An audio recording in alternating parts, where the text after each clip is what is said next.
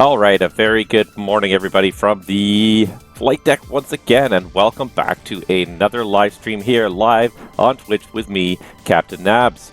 And welcome back to London, where even 10 minutes ago it looked a lot worse than this. It was a lot foggier, which is why this view was really kind of a nice view 10 minutes ago. It was actually quite foggy, and it's actually letting up a little bit. You can still see it is foggy. It's definitely, the visibility is not great, but it's improved, and it did stop raining at least. So when I first booted up the sim about 30 minutes ago, it was raining.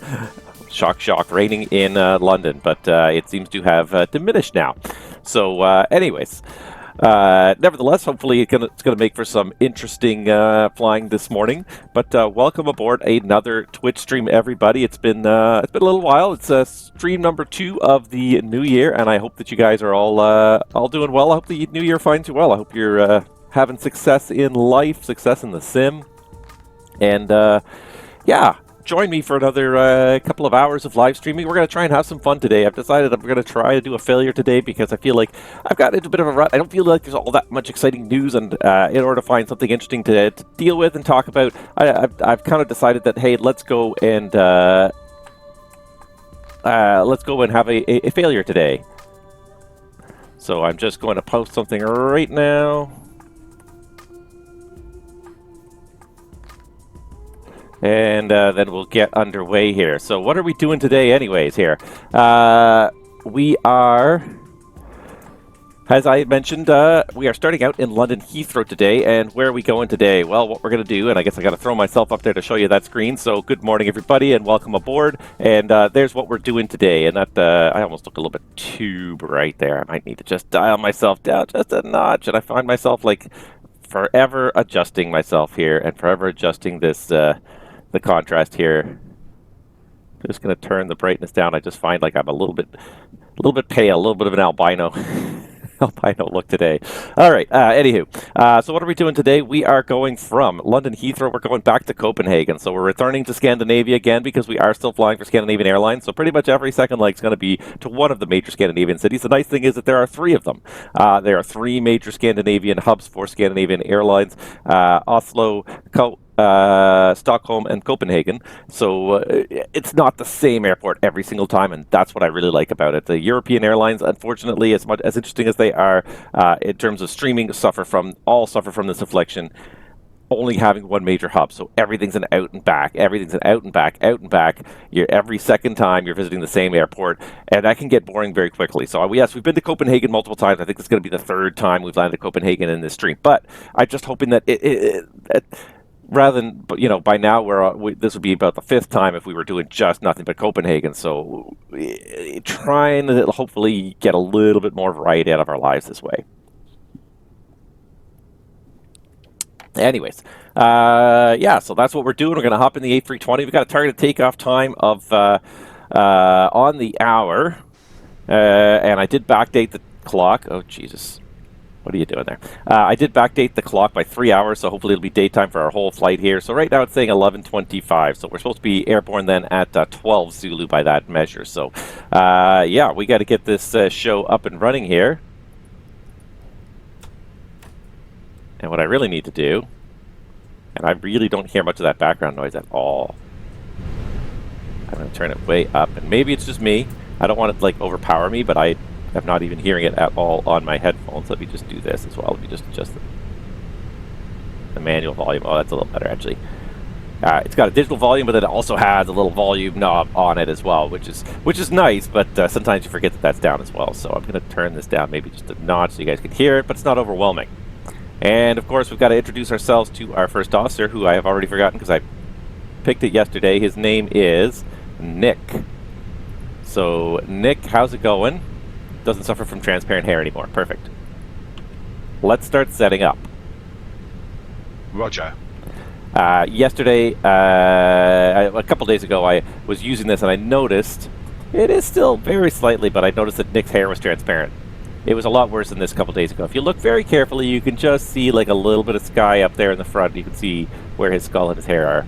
But it was a lot worse the other day. At a glance, you don't really notice it, but it was so pale that I was kind of noticing it every time I glanced in his direction. So I thought it was a little bit odd. It seems to be fixed now. I downloaded an update. No, I didn't download an update. I don't know. Seems to be better anyways. Maybe it's just the lighting. But I never noticed that his hair was transparent before. Okay, anyways. So we got the ADIRs on. We will need oxygen. Have it. Logo lights. Don't start the APU. He's going to try and start the APU, isn't he? This is Europe. Nobody wants you to start an APU. Okay, good. He's not going to do it. Perfect. I'm after the walk around. Thank you. Nobody wants to start an APU 45 minutes before departure in Europe. Just not done. So we got the ADIRs on. We just need to check our fluid levels. So we need to check our engine oil. Our hydraulic fluids are all in the green. And sorry, the door page for the cockpit oxygen. That's all good. And then we just need to start this thing initializing. So we go in here, AOC, and we go, no, what am I doing here? First thing we got to do is actually swap the databases and initialize it on the init page here. So we are today Scandinavian 506, and we are going from EGLL to EKCH, Copenhagen Kastrup. And if we do that, then it should give us an IRS initialization. And recently, IRSOP's changed to finally allow IRS aligning on the GPS. So if it's successfully aligning on the GPS, then that's what we do. The only thing we are supposed to do, however, is confirm the coordinates are correct as we align on the GPS. So I'm going to pull up my Navigraph charts on the other screen here. So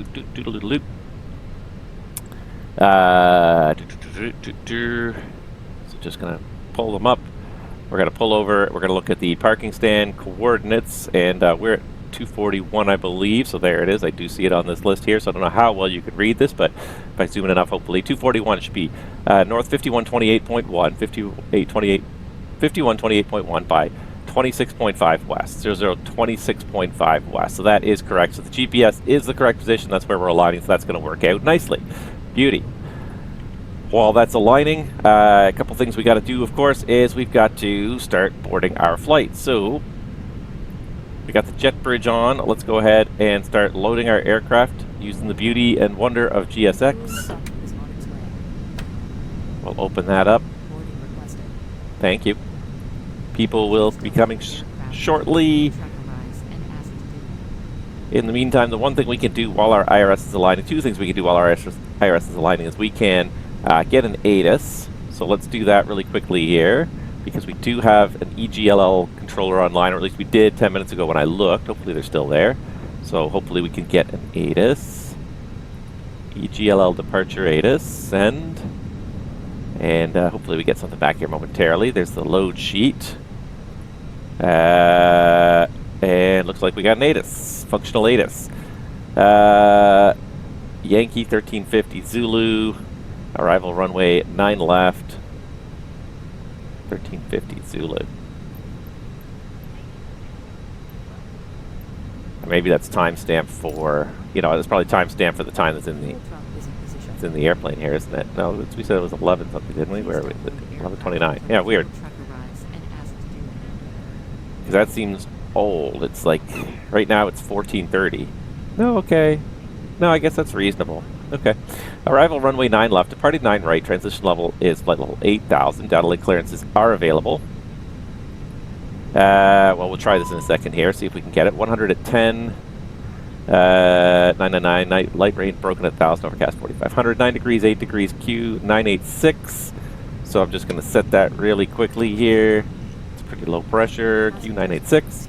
Temporarily 4,000, rain and drizzle, acknowledge receipt of information Yankee, and report aircraft type and current QNH on first contact with Heathrow. Alright, so we aren't supposed to do this till the ACARS is initialized, but just in case the controller leaves, I would love to try and do this the newfangled way, not the old-fashioned way, the newfangled way. So ATC request, pre-departure clearance. Alright, so we are EGLL/EKCH.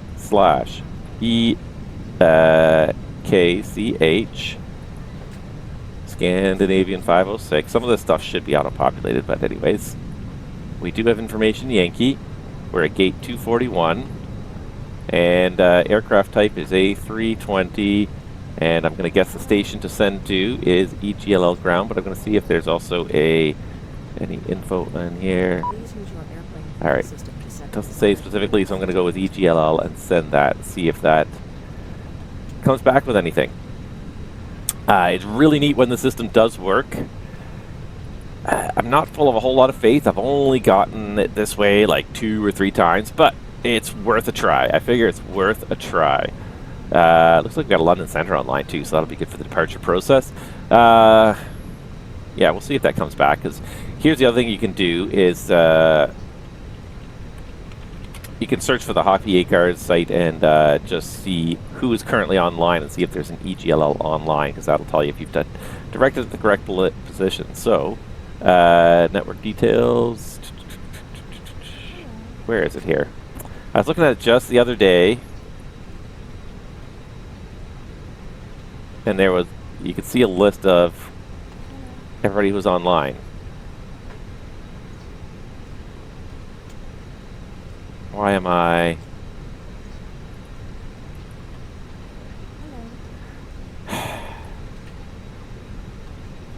Now I'm having a... Now I'm having a mental moment here.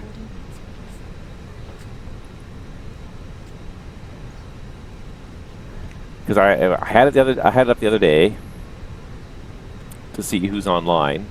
Station's online. There it is. Duh. And see if on VATSIM we have an EGLL online. EGLL too heavy on the network. What does that mean? Too many remarks. Too many requests coming and going on that for that one. But I mean, it's a controller, so like that's where the network's going to be heavy. I'm back. No issues on the walk around. 5.6, 512. So requests per minute, 5.6 connections, 512. So there's been 512 people connected. So we may or may not get this. So be it. It was worth a try. The other thing we can do while we're waiting here is just get some takeoff data. So let's go ahead and go into our departure performance. And I've already forgotten what the heck it said. Departures 9 right. Alright, so it looks like it started raining again, so let's go wet runway. Optimal flaps. We're not going to force toga. We will need the anti-ice engine because it's below 10 degrees. Packs on. Sync the load sheet, and then I'm going to increase this by 500 kilos because I just find that works better. And do we have any intersection? Ooh, we do have intersection data available here. Oh, I like it. Okay.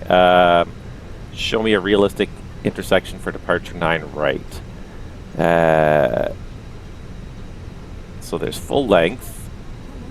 November 8. I don't think we'll even get November 8, but if it's even longer, then our performance is valid. So let's go November 8. And there we go. We got some 300-meter takeoff shift. We've got some numbers. I like it. We are just about ready to go here. Looks like our IRS initialized while we were sitting there messing around with that, so that's good. So now we can go on with a full... I don't think we're getting it.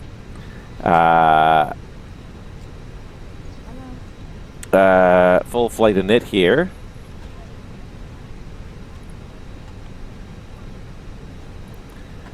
Alright, so this should come back with our information here momentarily. Scandinavian 506, Heathrow, Copenhagen, EKBI I've never even heard of. I don't know where that is. I'm sorry, I just don't. But that is our alternate. 125 in the air. Not too bad. Also, can we request the secondary now? That'll take a second to come back. And there it is. Secondary flight plan uplink. Alright, so let's go secondary flight plan. Let's just have a look at it. EGLL-EKCH 537 miles. That all seems very reasonable. We're going to go through it in more depth in a minute, so we're going to activate it for now. Check takeoff data, secondary flight plan uplink, and nav accuracy upgrade GPS primary. All those messages are good. We are just about ready to go ahead with the overhead flow here. So, irises are all in nav. We're looking for lights that are on that shouldn't be. Right now there's nothing much on there. PDR test is good. We're going to say it is not first flight of the day. Just get this thing on the road here. We kind of came to it. The airplane's already powered up. Looks like fuel is done. 7.2. It's balanced. And there's nothing in the center tank. So, wing tank pumps are going on. Center tank pumps are staying off. Let's see here. Generator's good. Now that the place is fully boarded, it's probably getting pretty warm in here without air conditioning on. I'm just going to come over here and put it on here externally because that's what would happen in the real world.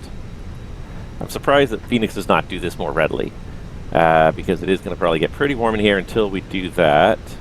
It's not too bad actually. It's almost cool, which is surprising. This is one thing that maybe, and I've been kind of watching Fenix for this and trying to get a sense of it. I don't think Fenix models human body heat, which is crazy because the amount of otherwise realistic things they do, it's quite good. But when you get a full boat of 120, 130 people back there, that's a lot of bodies stuffed into a relatively small area, and it will heat up any cabin pretty quickly. Human beings, I always think back to the Matrix when Morpheus said, the robots turned a human being into this, and he holds up a battery, and it's like, we are incredible sources of heat.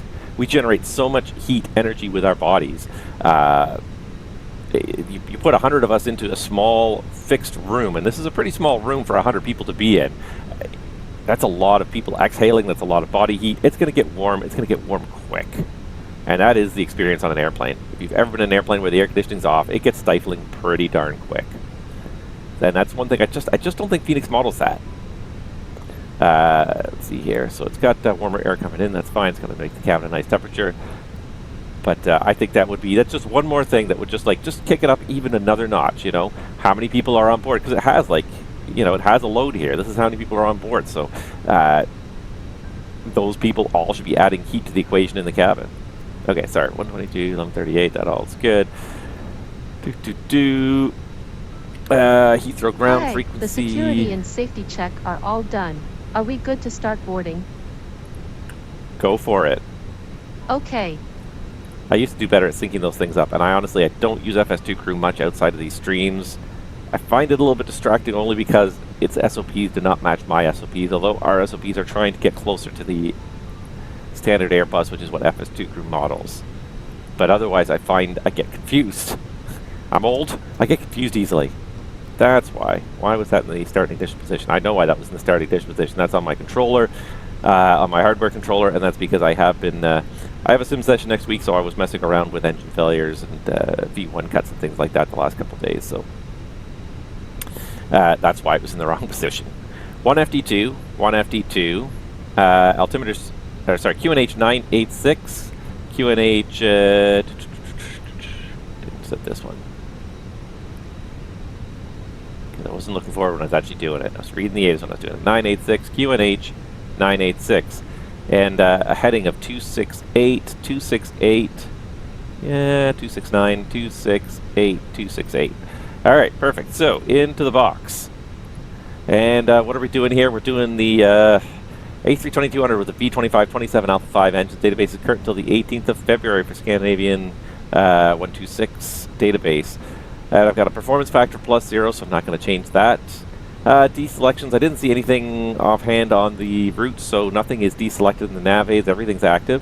Initialization, and again, we got to put this in. It shouldn't clear itself out, but it does. Scandinavian 506. Departing Heathrow, destination Copenhagen, alternate EKBI. From the flight plan. Oh, I thought I pulled it up, but I did not, so here we go. Cost index of 15, flight level 370. And an average ISO of -3. So what did I say? 15, 370, and then 3 below this, so it should be -62. Cold up there. Perfect. Departing London Heathrow. Alright, so based on our flight plan here, I expect us to be on the Brookmans Park 6 Juliet to Brookman Park off of 9 right. So, departure 9 right, Brookman Park 6 Juliet, as far as Brookman Park, there we go, insert, and then arrival in Copenhagen. The flight plan is guessing 4 left on the Tudlow 4 Alpha. So let's go EKCH arrival, ILS 4 left, and Hayton UK, sorry, I didn't even see it there. Good afternoon. Just in my own little world here, my own little world. Tudlow 4 Alpha, that looks good for now, and we will definitely be able to adjust that as we get underway. So let's just have a quick look, first of all, at the total distance. So Air distance 560, or sorry, ground distance 565. We got 563 there, so that's very good. And let's just check the routing a little bit more carefully. So what we're looking for is Brookman Park 6 Julia, Brookman Park, Quebec 295 to Samba, direct Mavis, direct Doser, direct Tulsa, Papa 729 for Tudlow, the Tudlow 4 Alpha. What I can do is I can actually use my MCDU here and just scroll through it really quickly and you can follow along. So Brookman Park as far as 6 Julia, as far as Brookman Park, then it's Quebec 295 to Samba. There it is. Then direct Mavas, direct Doser, direct Tulsa, where we pick up Papa 729 to Tudlow. I guess it's just direct, and that's the Tudlow 4 Alpha for 4 left. And we will definitely recheck the arrival once we get underway here. But that all looks good. RadNav is auto-tuning for this departure right now. Secondary, I'm going to copy it, and I'm going to set up after Brookman's Park and a return onto the ILS 9 right, just in case we have some kind of a failure on the departure here.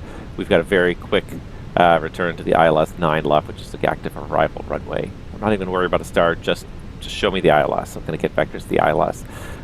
Fuel prediction page, sorry, secondary, that's what I'm looking at. Nope.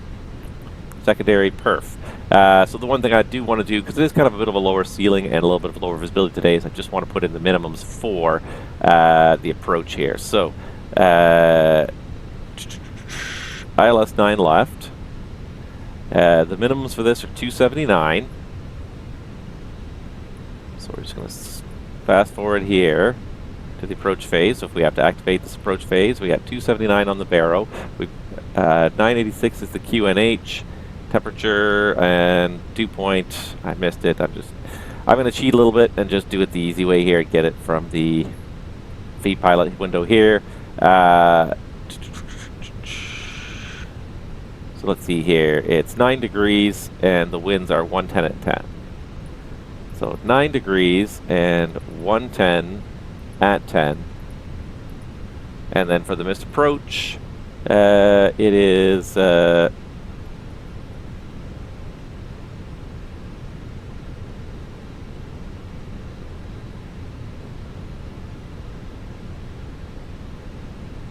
1580. I see a 3000 in here, so I'm going to do the 1580 as our acceleration anyways. 1580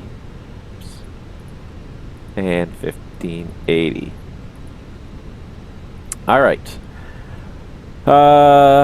Secondary's good. So the init Bravo page, taxi point 2, route reserve of 0, and then from our flight plan here, alternate fuel is going to be, looks like 1.4, final reserve 1. 1.4, 1, and then the ZFW, and that should be right over here. Nope. Let's see here. Atsu. AOC, we should have load sheets in here. Looks like they finished boarding everything, and we're not ready to go yet. We still got 60 minutes departure, so we're actually pretty good. 57.6 by 32.5. 57.6 by 32.5.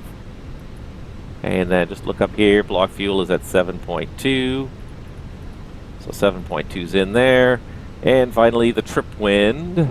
So 64.6, I did do 65.1 numbers, so that'll work. The average wind component is 0, so neutral wind across the bulk of our trip here. 1 hour and 25 minutes, 3.5. I've got 130 for 3.3, so I got 200 extra kilos in the tank here. Let's see here, ATC and weather, that's up to 0.8, plus the contingency is another 1, and then 1.2. We're in the right ballpark with 1.5 extra. It always comes out a little bit extra in the Fenix for some reason. I'm not sure why. But anyways, it's always good to have a little bit of extra fuel, unless you're too heavy for landing, which does happen sometimes. So let's go ahead and get the winds.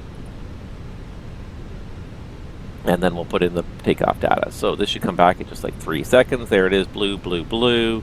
Wind data uplink, that's all good. And then over here, aircraft is loaded, thank you. Let's go back to our departure performance page here. So I do like all this, I have no problems with it. So send it to the MCDU. So we should see 300, 168, 35, 51, 51, and 1080, 1080, 1580. 300, 168, 35, 51, 51. So we got 300, 168, 135, 151, 51. And they said transition altitude today 8,000, or transition level 8,000. Thrust reduction acceleration 1080, 1080, 1580, 210. The green dot speed pre-selected for the climb. Prog beach, optimals at 36. We're planned at 37. Max at 38.6. That's very reasonable. EKCH direct. Going to be about 528 miles. GPS primary nav accuracy is high. The IRSs are all currently in nav with a 0.0 bias.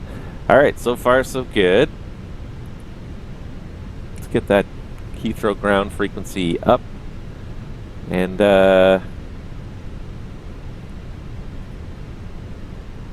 why am I not hearing anything?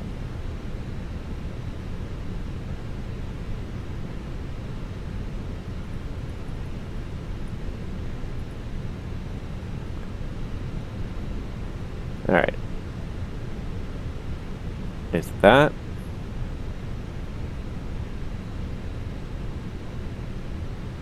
Or did he just log off? Did he just log off? Okay, let's put the... Well, I didn't know he was logging off, or I would have requested clearance sooner, because now the London center controller is going to be really overworked. But let's do an audio check. I thought I had the audio set up on this. Descent flight level 130 by there we go. On the VATSIM 1 Golf, Griffin 2 Bravo Sierra.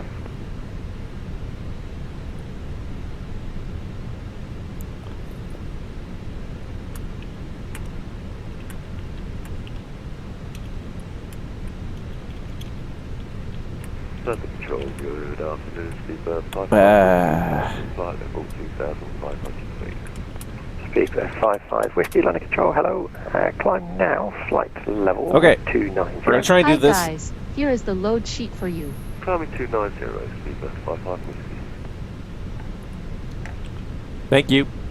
No problem. Have a safe flight. Speedbird 88, landing 09 left. Descent to altitude 4,000 feet. QNH is 987 hectopascal. All right, so I'm going to slide it this way. 09 left. Because the London Center control is often very busy. Descent flight level 90. Descend flight level 90, EV72 Charlie Papa. EV72 Charlie Papa. London's low has just come online.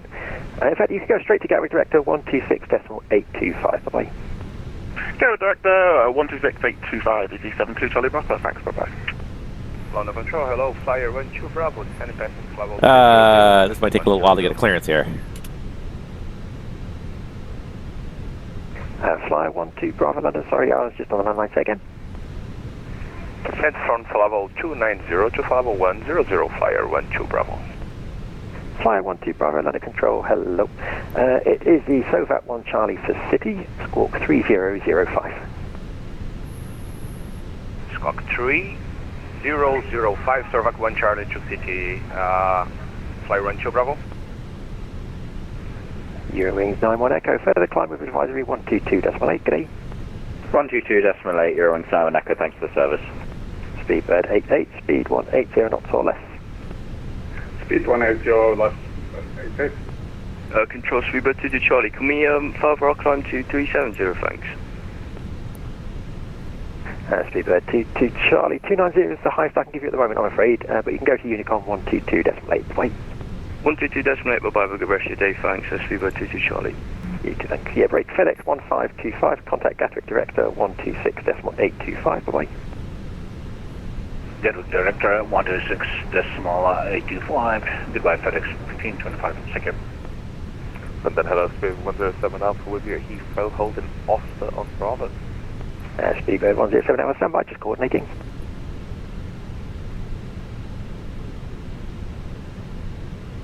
London Control, hello, Spaniard 44 in Heathrow, taxi with Golf request taxi.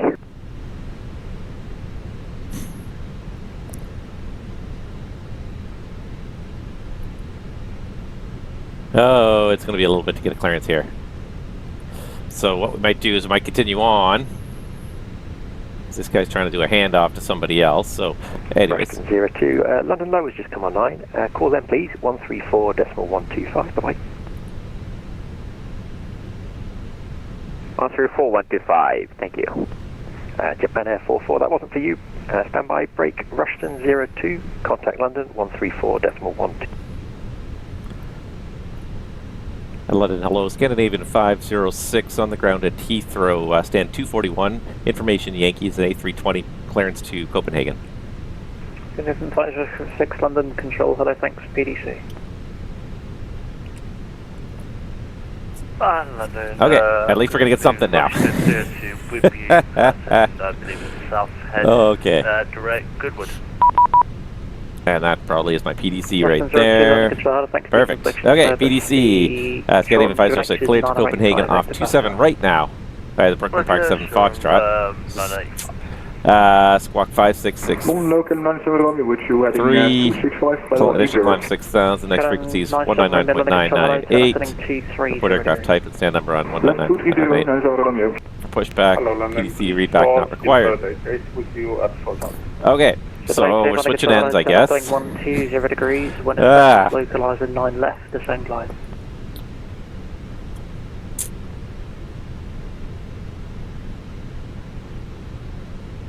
Are we or are we not? Because this still says 9 left. At 88, London control, hello, turn left heading 125, when established localizer 2, correction 09 left, descend with the glide.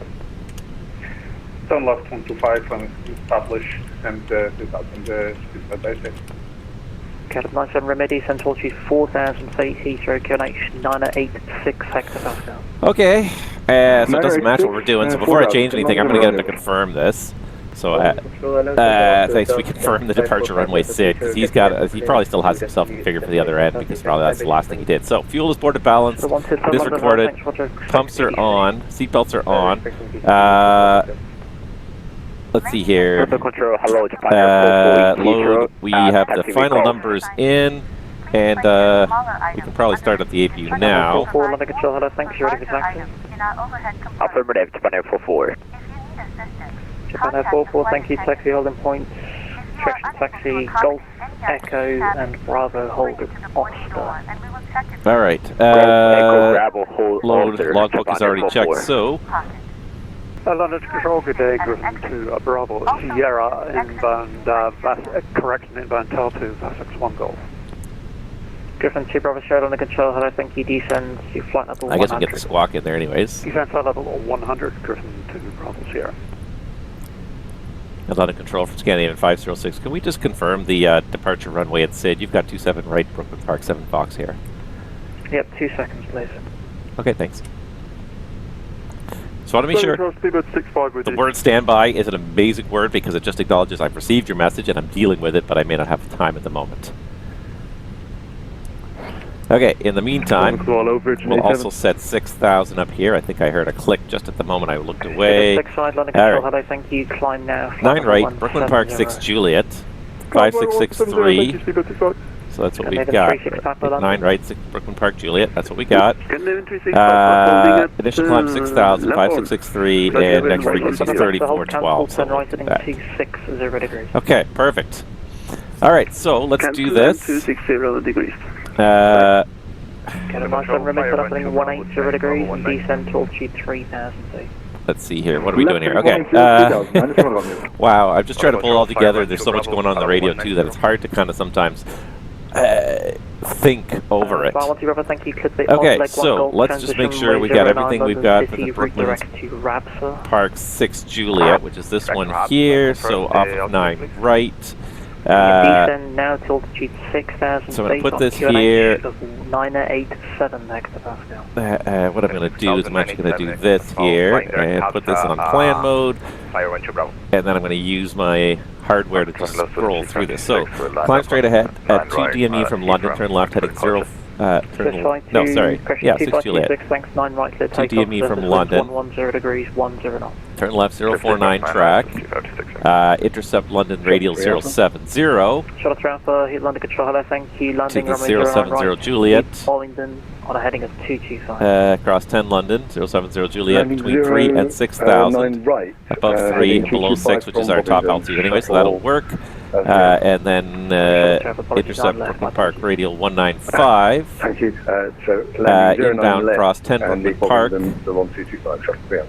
D195 Juliet. Fly heading 280 degrees. Between guys. 4 and 6,000. Are we clear to close? Pivot 6 side, turn right heading 220 6 at degrees. 6,000. 220 degrees, turning right, speedbird And then 65. Brooklyn Park VOR, and that's where we pursue the rest of our route. Heading 225.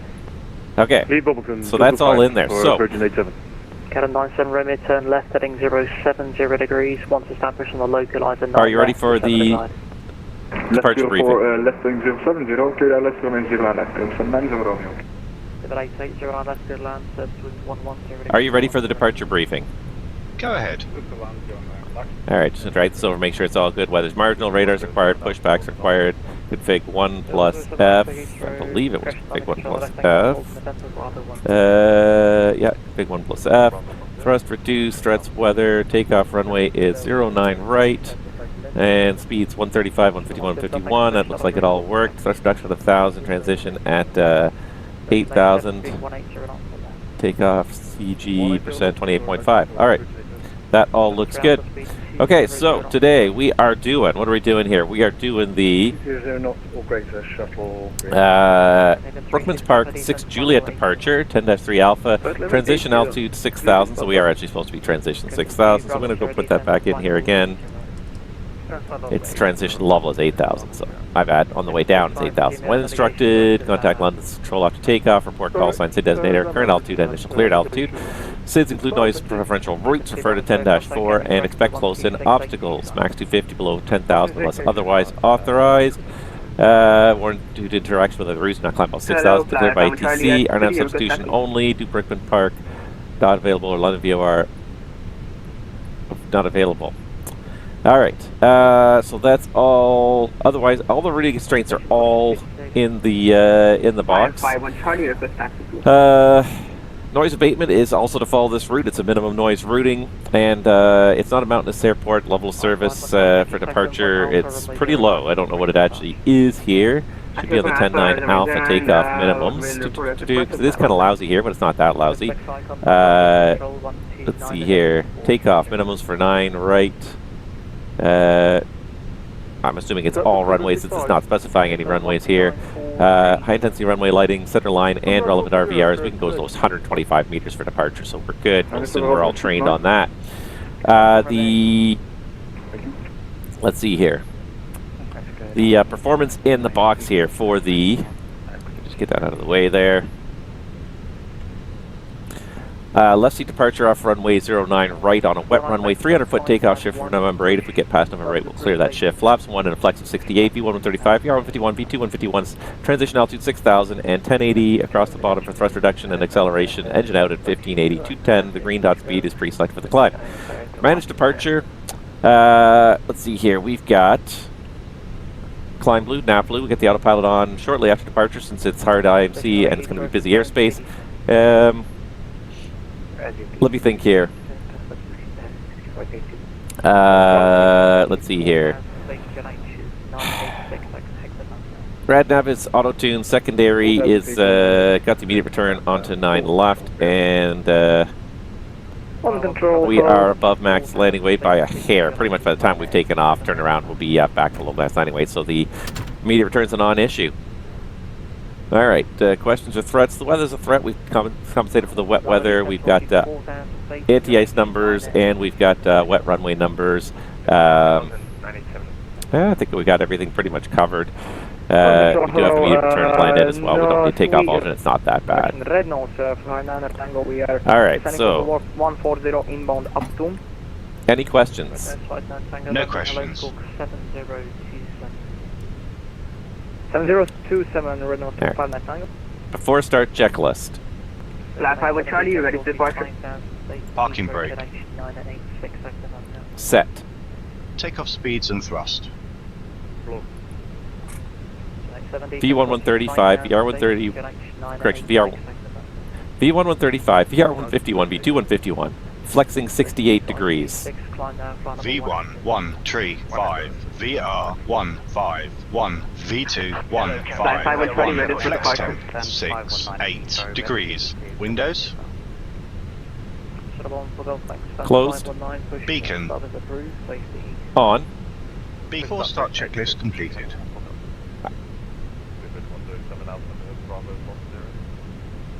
107 Alpha, thanks, 9 right, takeoff, service winds 110 degrees, 10 knots. Departure checks completed. Bypass pin I think I know what I forgot. Pre-flight checklist. Heading 320 degrees. Pre-flight check. Cancel checklist. Right heading 320 Cancel checklist. Roger. Cockpit preparation checklist. Gear pits and covers. Removed. Fuel quantity. 7,200 kilograms. Seatbelts. On. Adheres. Nav. Barrow ref.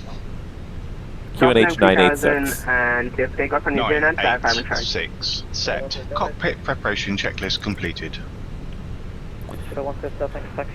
Not used to the way that Airbus does stuff, so I almost missed that one. Alright, I think we're just about ready to go. Just want to make sure that this is showing all tracking. It is a pre-flight stage. That's all good.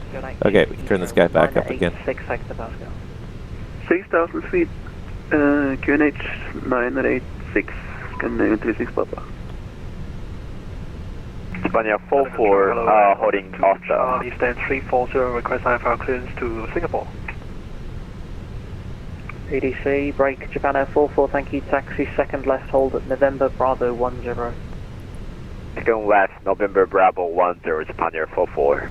Shuttle 3 Alpha, turn left heading 180 degrees, descend to altitude 3,000 feet.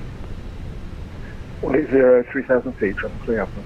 Swiss 2526, contact London Control 129.430. 129.430, Swiss 2526, thank you, bye. London, Mayday, Speedbird 34 Alpha Mike, we're continuing the Inver 1 Zulu, we'd like to return back to Gatwick after the checklist. 35 Mike, London Control, hello, roger, fly heading 260 degrees and let me know when you're ready. Heading 260, we'll let you know, 34 Alpha Mike. Shuttle 3 Alpha, turn left, heading 125, when established on the localizer for 09 left, descend with the glide. 125, heading 125 when established, descend with the glide. Shuttle 3 Alpha. Scandinavian 36 Alpha, turn left, heading 230 degrees. May never get a word in here. ATC is supposed to find the latest today. 180 knots, Scandinavian 36 Papa. Right now, Shuttle 3 Alpha, maximum speed Timber. restricted. Blocked.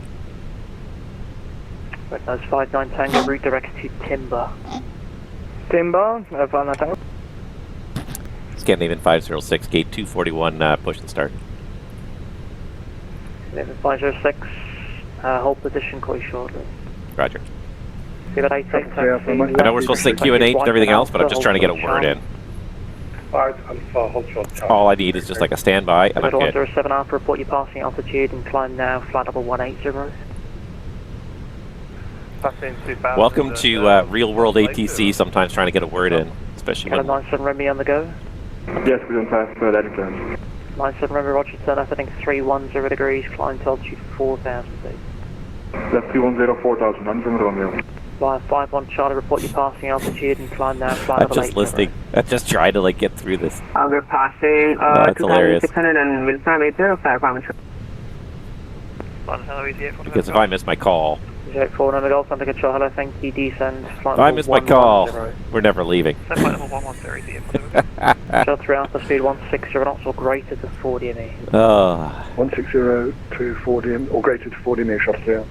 Virgin 87, turn left heading 180 degrees and descend. Wow, this is 12 departures on the ground here. 180, down to 3,000, Virgin 87. Scandinavian 36, Romeo, turn left. There is somebody behind us here. Heading 200. Yeah. Scandinavian. That's what we're waiting for. Flight 12 Bravo, descend to altitude 3,000 feet. I feel this guy's paying because I have done this controlling before where you just... Shuttle 14 Golf, request taxi. Direct case 130. 7252 line of control, hello, thank you, descend. I actually had it, I think it was earlier this week, or was it last week, where I had like just absolutely spectacular control session where in Toronto, where like just the workload was just so heavy, but it was great because sometimes like it's one of those things where it's like all you have to do is focus on this, just focus on controlling. It makes a great little hobby. Right, heading 250 degrees and maintain. But yeah, what a great. Right, heading 250 and maintain. Why does the rate go up 4,030 when we're not moving? Look at that. If you look very carefully, the rain is going up. 230 degrees, speed 180 knots or less. Left heading 230, just barely. 180 knots or less, 35 mate. Is maybe it, for golf request taxi. Should have for golf, thank you, taxi. But the wind is from behind us, so it shouldn't be the wind. Run to Alpha, hold November Bravo 10, should have for golf. Anyways, I love those days where it's that busy though, I really do.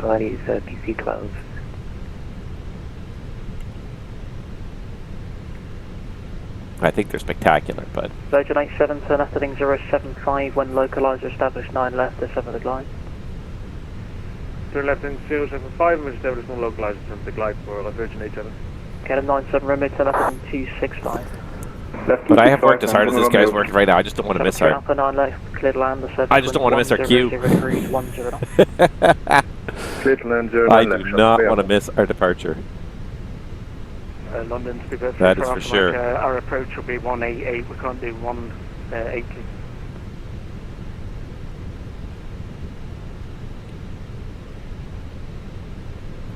Come on, Air Canada. What you doing back there? What you doing back there? Left heading 170 degrees. Left heading 170, and heading 36 Papa turn left heading 17. We're not going anywhere until you get out of the way. 3 down. With our fancy new paint scheme and all. Left 170 degrees. Come on, what are you doing back there? Super 49, taxi please. Said 49, thank you, taxi right, correction, taxi Charlie and Bravo. Come on, Air Canada, because I'm waiting on you here. I can't go anywhere until you move. 8 continue taxi Alpha. Apparently I picked the one like wrong gate.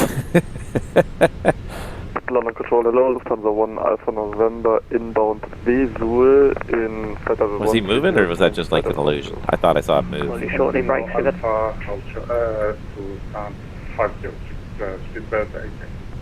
Thank you, Fenix 1525, speed 180 knots. 180 knots, 35 Mike, descent altitude 3000 please. Wow. 3000, 35 Mike. J4 number golf, descent to flight number 80, speed 220 knots. Get your giant triple moving. Some of us are waiting.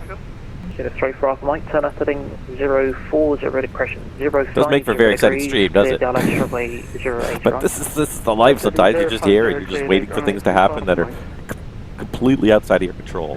Pushing start to Fairbairn Club 6432, stand 511, oh my god.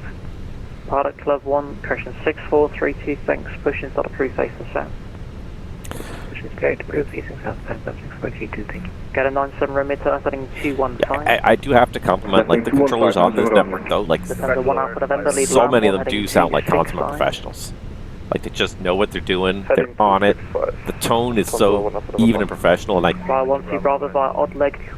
like to think, I don't necessarily keep my tone very even because I think I enjoy imparting my enthusiasm into it, but I also definitely put a much higher tone into my voice when the traffic is becoming not overwhelming, but it's becoming very intense. And I do that partly because out of my own excitement, but partly also... Radar 541, check in 1050. Radar 541 under control, thank you, descent to flight level. But also just like to impart upon other people, like things need to happen quickly. I cannot waste a lot of time on a lot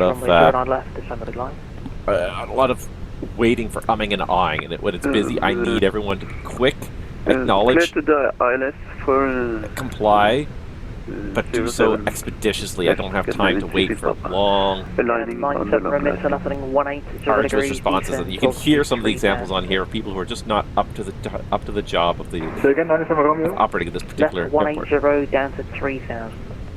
180, 3,000, 9 the level of 879 left, clear to land, the surface winds 100 degrees, 10 knots. Clear to land, 09 left, Virgin 87. So the 3 fast Mike, speed 16. Come on, Air Canada. You're killing me here. Okay, what speed can you get? 183. Okay, thanks. Send your sound to Oregon, contact tower 124230. 124230, free for off Mike, cheers. FedEx 1525, turn right, heading 360 Oh my God. degrees. Get this guy moving. 360, FedEx 1525. EG84 November Golf, turn left, heading 325, speed 180 knots. Get this guy moving. 325, CY0, David 107 Alpha, contact London Control 129. You've got to be ready. You just got to be aggressive on the radio sometimes. Right, 541, leave Bovington, heading 225, speed 220 knots. You've just got to be sometimes aggressive on the radio. Establish final runway 09, fly right to Golf. 510, thanks for 09, clear to land, the surface winds London City 100 degrees, 12 knots. Here's runway 09, fly right to Golf. KLM 97 runway, turn left heading 070 degrees, when local lines are established 9 left, descend glide. This guy's got a lot of airplanes on the go here. 9 left, confirm Romeo. Pivot 252, Oscar Charlie, Kilo, heading 280 degrees.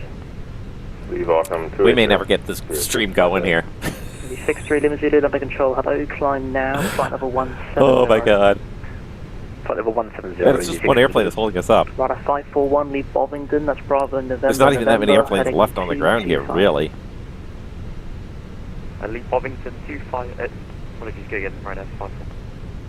5. Leave Bovington heading 225. Leave Bovington. Most of these airplanes are departing now. Grenada 36, Papa, speed 16. But there's too many inbounds. Come on. 160 knots until Just want to start the pushback. Alpha, continue Alpha, link 56, stand 503.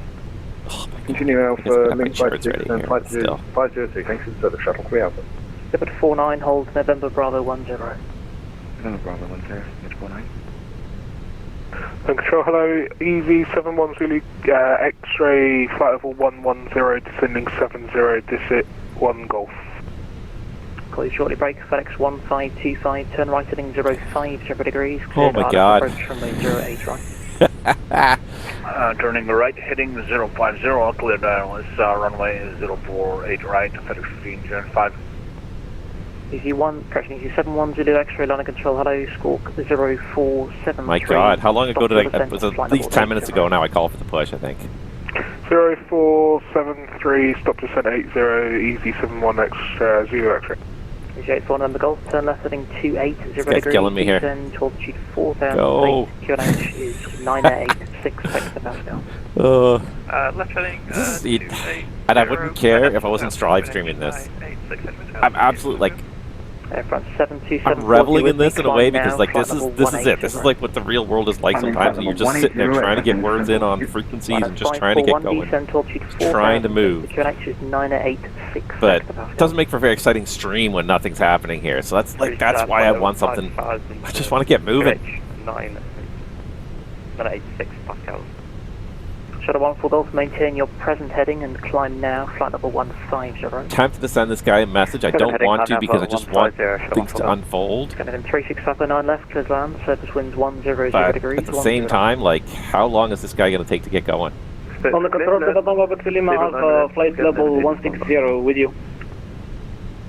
Okay, wait to check in, please, until the sorry, just listen to the frequency before checking in, please. KLM 97 Romeo, speed 160 knots to 40 and E. 164, Lufthansa 1 Alpha November, stop your descent at altitude 5,000 feet. Because he doesn't even care what's going on the ground because he's got so much stuff in the air too. So like, 5,000 feet and I might have poked Air Canada by now. Said, hey, are you ever going? 1 Alpha November, sorry. Easy 363 Lima Zulu, contact London Control 129.430. Because there's just too many airplanes here. 129.430, good day, easy 6 from 0. FedEx 1525, are you happy to continue or would you like revectors? We have some issues, but we will get back on the track, so we will continue. 1525, thank you. Speed 160 knots to 4 miles. Oh my god. 160 for Just 4 cannot seem to miles. catch break here. 1575. 7 Tango Victor, Lima Alpha, London Control, hello, thank you. Request timber descend to flight level 80. Flight level 80, 7 Tango Victor, Lima Alpha. 903 London, hello, Lambourne, heading 2. I think he gave up.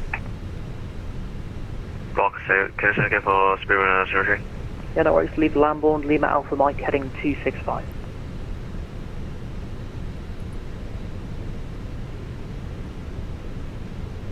Okay, so 252, descend to altitude 5,000 feet, QNH is 9886 hectopascal.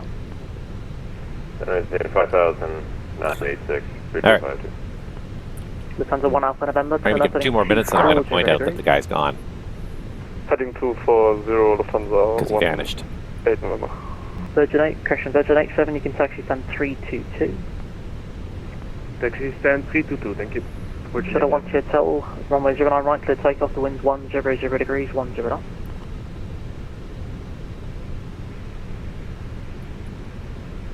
Qantas 2 Charlie, request push and start gate 340.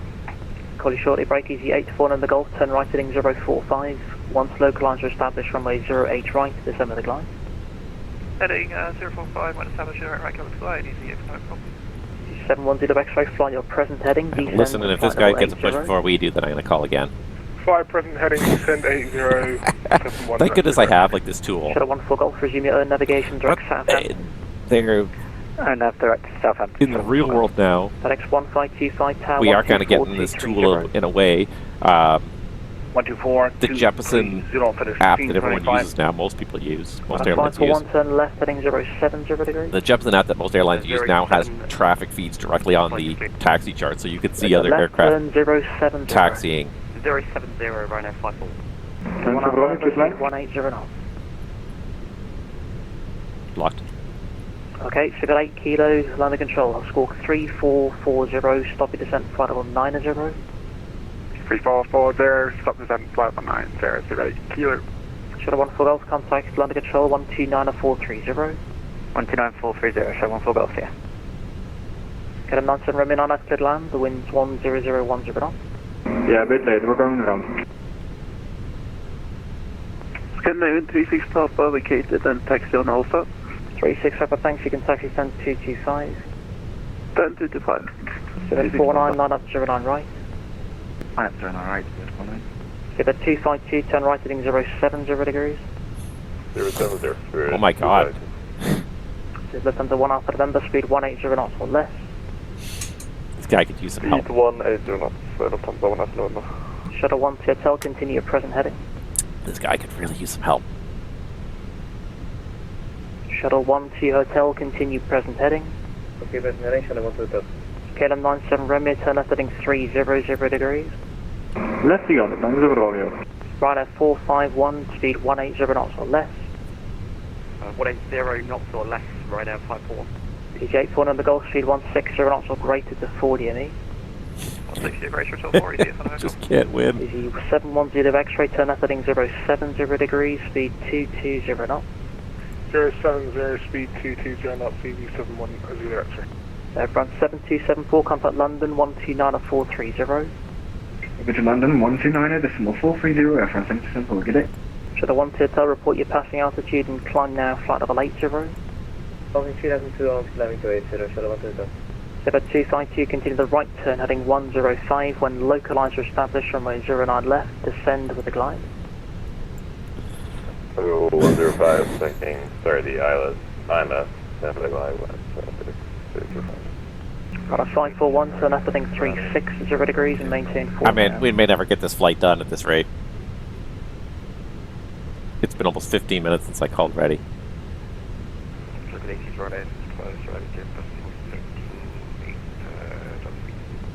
Radar 69 Sierra Victor, landing control, thank you, descend flight level 120. Shuttle 1 Hotel, resume your navigation direct to Hemel. Navigation direct to Hemel, Shuttle 1 Hotel. Easy 710 X-ray, turn left heading 290 degrees. Left 290 degrees, easy 710 X-ray. 78 Kilo, leave Ockham heading 280 degrees. Leave Ockham 280 degrees, 78 Kilo. DJ, one of the Gulf, contact Gatwick Tower 124230.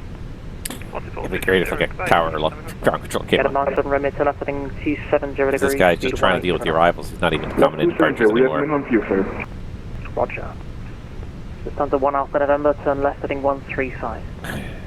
Turning left to 135, Lufthansa 1 Alpha November. Shadow 1 to tell nothing further, Unicom. Unicom Shadow 1 to Delaware. 7 Tango Victor Lima Alpha, speed 220 knots. Continue your present heading. 220 knots, continue current heading, 7 Tango Victor Lima Alpha. Ready for taxi, Club 6432. Pilot Club 6432, taxi 1 point November Bravo 10. Taxi holding point November 10, Pilot Club 6432. Scandinavian 506, still waiting for push. I think our traffic disappeared. 506, thanks, stem 241, push approved, face south. Face south, Scandinavian 506, thank you. Oh my god. 5, correction radar 541, continue crew present probably heading left. and climb altitude 4,000 Oh feet. my god, alright. Release parking brakes, please. Oh my god. Or just don't listen, that helps as well. EV710 X-ray descent altitude 4,000 feet, donate. Brakes are off, ready for push back lane, start to Levi tail to the north, face south. Oh my god. That's like, that was seriously at least 15 minutes waiting to get a word in on this frequency. 265. Alright, starting engines 1 and 2. Tango Victor Lima Alpha, report your heading and speed to Gatwick Director 126.825. Oh, it looks like he's got a Gatwick director that'll help. 825, 7 Tango Victor Lima Alpha. Radar 541. Oh my god. The amount of time that took. Yeah, okay, where are you going, please? I need you to maintain your present heading. Apologies, retaining it. We're at one, very, had a couple of issues. Apologies, right now, 541. Okay, so the 252, speed 160. Today is not the day to have issues, buddy. The nice thing is, like, this guy's calm. Get a 97 remit, turn left heading You can't complain that I was impatient. I waited 15 minutes before I made a second call. And for 10 minutes, the guy did disappear. The guy finally disappeared after 10 minutes. 160, 1 up on November. 252, 9 left, cleared land, the wind And this guy is just like, there's too much to keep track of. At the end of the day, this guy is working so hard. There's so much for him to keep right, cleared track takeoff, of. surface winds 100 degrees, 10. It's not impossible, but darn if it's just about impossible 220 knots on there. to keep track of everything. So if you lose track of something, I don't think you took any offense, which is good, because I'm not trying to be like, 541, turn left heading 280 degrees. I'm not trying to be, you know, a D-bag or anything like that. Speed to get me director 126. Alright, Speed and heading direction 126. brakes are set for the pins removed. Yeah, I'm just trying to get going here. My airspace shortly. My service terminates. Score. I know he's working hard, so I'm not gonna like. I'm just definitely not gonna complain too much about stuff going on here. Squawk code 380 and go to advisory 22.8 rest. As long as he doesn't. Get him 79 remitter left heading 1. As long as he doesn't take offense that I asked a second time after 15 minutes, and I don't think he did. Radar 69 Sierra Victor descent to flight. He's trying to provide his best service he can to an unrealistic number of airplanes. Nobody would expect a single controller to control this many airplanes. That's the thing. Heading 280. Tow truck disconnected. Bypass pin removed. Okay, I confirm that. You can revert to hand signals and have a good day. Heading 97 remit, turn left heading 110 degrees. You cleared the Alice approach runway 09 left. Alright, just you didn't think we would never leave London. 78 Kilo descent altitude 5,000 feet. Just duty out here at the gate. 5,000 feet. Okay, I don't see our... Oh, here comes our cabin pin. Alright, so engines 1 and 2 are normal. Alright, so they should have the pin. I see the pin in their hand. So I'll just give them a thumbs up. Thank you. Alright, and he's going to give us the wave off. He's going to start walking away. After start checklist. Started Club 6432, thanks by November Bravo 10, line up runway 09 right.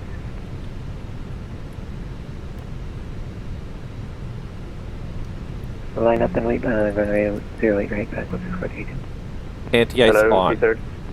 This is on. 8. 8 status. Quebec at stand 572, Check. requesting IFR Pitch to trim. Lima Romeo Oscar. Papa today. We have information, Alpha. Thank you. 0.4 nose down. ATC, great. 8 kilo, turn left heading 26. Checked in. Set and checked. Left 26 Roger, trim. 8 kilo. Neutral. After start checklist completed. Scandinavian 506, ready taxi. 19 November, stand 562, we are ready for push and start. 1 November, thanks, stand 562, push approved, face south. Push approved, face south, speedbird 19 November. Descend 1 Alpha November, reduce your minimum safe approach speed. Minimum approach speed, Lufthansa 1 Alpha November. Rider 541, left turn heading 220 degrees. Alright, let's do the flight control check. Scandinavian 506, ready taxi. Report your passing altitude, climb now, flight level 140.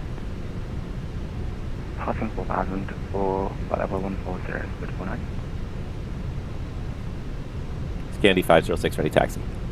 506, thank you, taxi, second right onto Alpha, hold at Hawker.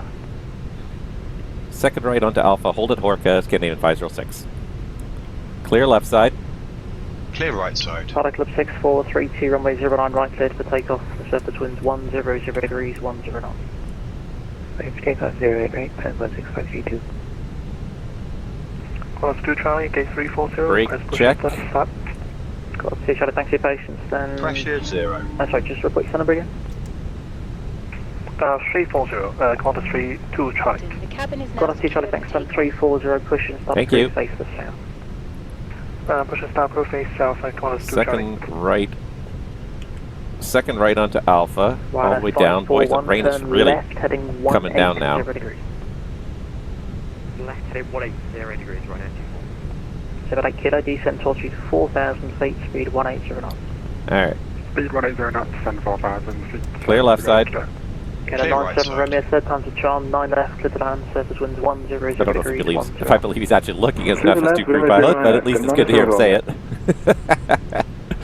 Alright, this does say Alpha here on the sign. Right, further, Unicom 122. right turn on Alpha. It's a mucky day out here too. Club 6532, airborne 1,600 feet, climbing 6,000. Pilot Club 6432, thank you, contact London Control 118.480. London Control 118.480, Club 6432. Alright, Alpha pretty much all the way down to the end. Right heading The whole Horka. Right heading 360 degrees, speed about 8 kilo. Flight control check. Ready. Full up. Clear on Alpha. 252, thanks, welcome Full to down. Heathrow for taxi, Neutral. contact Heathrow Director 119730. Full left. 730. 252, thank you. Full right. Neutral.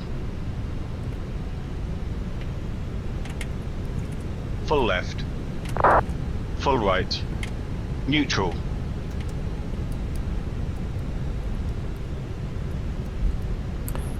Taxi checklist. Runner 541, turn left, heading 125, clear Flight the island controls. approach, runway 09 left. 125, cleared island approach. Checked. 09 left, right end. Checked. Flap setting. Config 1 plus F. At Heathrow, calling Config for 1 clearance plus for F. taxi, contact Heathrow Director Radar 119 and at predictive wind shear system. On and auto.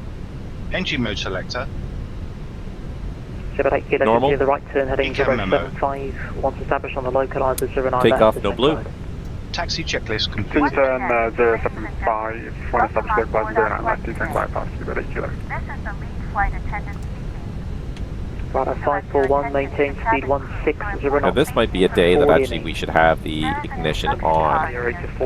The rain is coming down pretty hard. Okay, let's just figure out where we are. We're at link 30. We got a long way to go here still. We should probably be taxiing fast at 11 knots. Late landing clearance for 1 Alpha November. By inserting the metal tip into the buckle. But we are definitely, yeah, I think when we get close to the runway for the takeoff, we'll actually put it on engine ignition. Just because of the amount of rain kind of coming down right now out there. Tiller and left, 1 Alpha November. Don't overdo it with the tiller. Tiller is very, and I tend to overdo it with the tiller because there's a lag and then you end up with this pilot-induced oscillation. So I do tend to overdo it with the tiller very slightly here. Good amount of thanks. Welcome to Heathrow for taxi. Contact Heathrow. Alright, so 119-730. Delta Charlie, Link 32. Okay, I'm kind of getting there. I got it on the other screen here. I keep looking up at it here just to see what it's doing. Landing control, Fenix 404, departing via DVR 2P at 4,000, climbing 5,000. Fenix 404, landing control, hello, climb Oh, now. and then it's a little bit better at this end of the airport, I guess. The visibility's improving as we taxi along here. Fenix 404. Link 34. Landing control, good day, Seabird 4 Echo Super is, There, you can see where we are. We still got about 3 more taxiways to go till we get to Horka. Cheers, 4 Echo, landing control, hello, descend, flight level 90. 90. Yep, and then the visibility's kind of dropping again here. Like kilo speed 160 knots with 40 ME. Thank you for your attention. 160 till 5, speed ready, kilo. Radar 51, runway 09 left, you are cleared to land, the surface wind 100 degrees, 10 knots. Clear to land, wind acknowledged, Alright, so Ryanair 541. coming up to the closed taxiways here. Taxi. Hit 1 November, thanks, hold position, director 119-730. I definitely don't want to miss Horka. 119-730, speed 1 on November. Landing control, Challex 2120, inbound, and 365190 4120. Challex 2120, landing control, hello, thank you, descend, flight level 90. Descent flight 90, Challex 120. 78 kilo, contact Heathrow, director 119-730. 119-730, speed ready, kilo, thanks, well. Bye.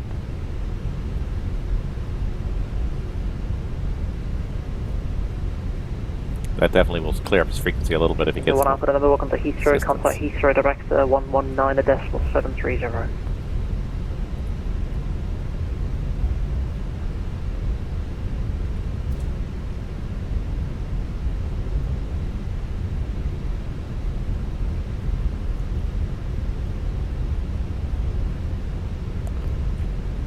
.730. Don't want to miss this Horka hold here. That's Delta. Nope. Alright, so Charlie, Horka's up ahead here.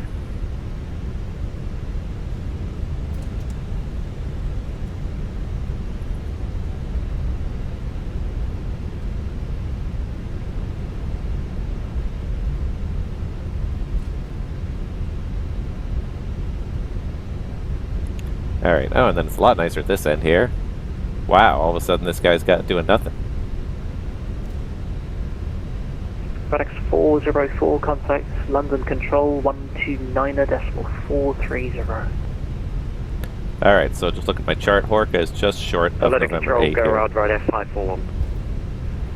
Ryanair 541, roger. FedEx 404, contact London Control 129.430.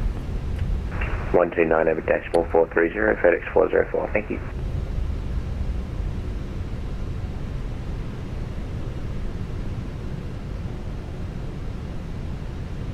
Once again, Avian 506 holding Horka.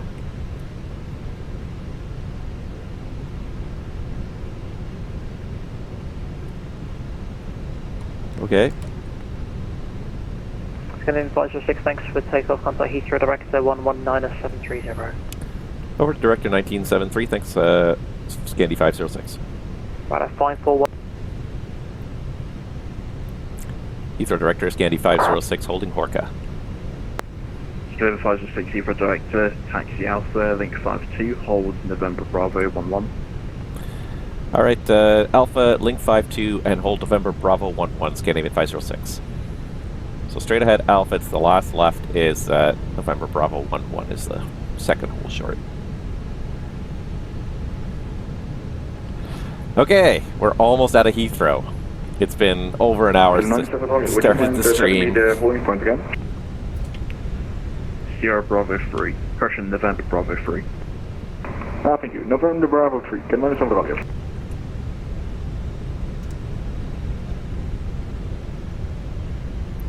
Alright, we are just about ready to go here.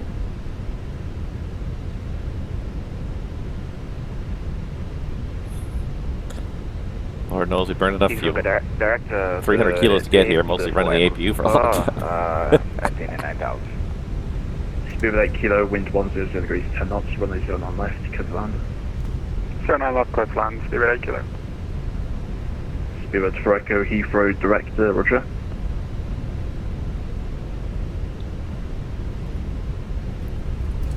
Alright, see, there's 2 hold points. The second one is November Bravo, 1-1.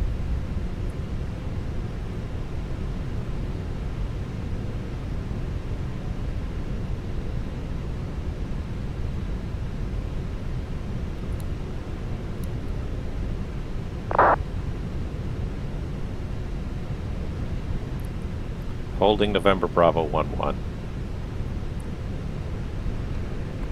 Speedbird for Echo, Heathrow director, leave Ockham, heading 280 degrees, descend flight 80.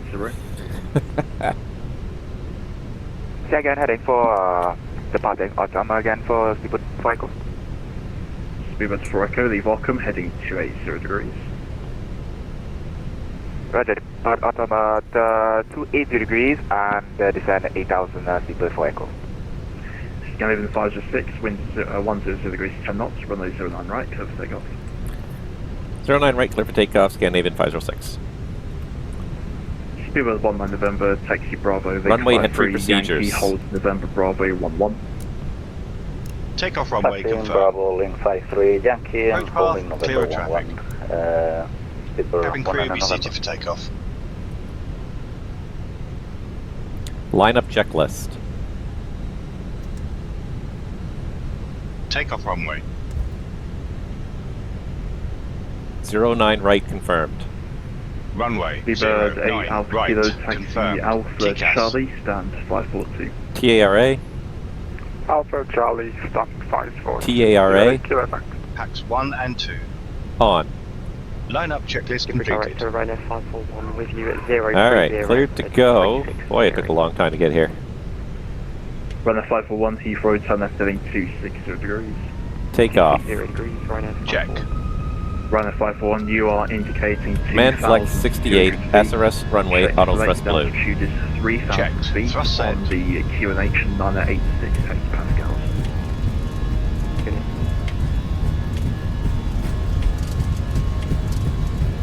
100 knots.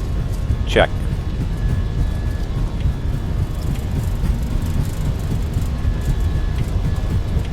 V1.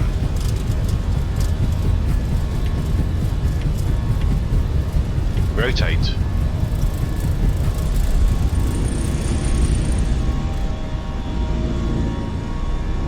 Positive climb.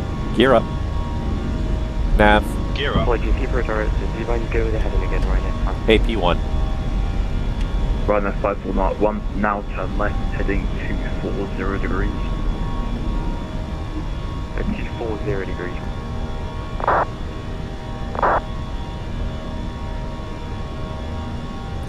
Climb. Alt blue. Scandinavian 506, contact London Control 118.480. 118.480, Scandinavian 506, good day.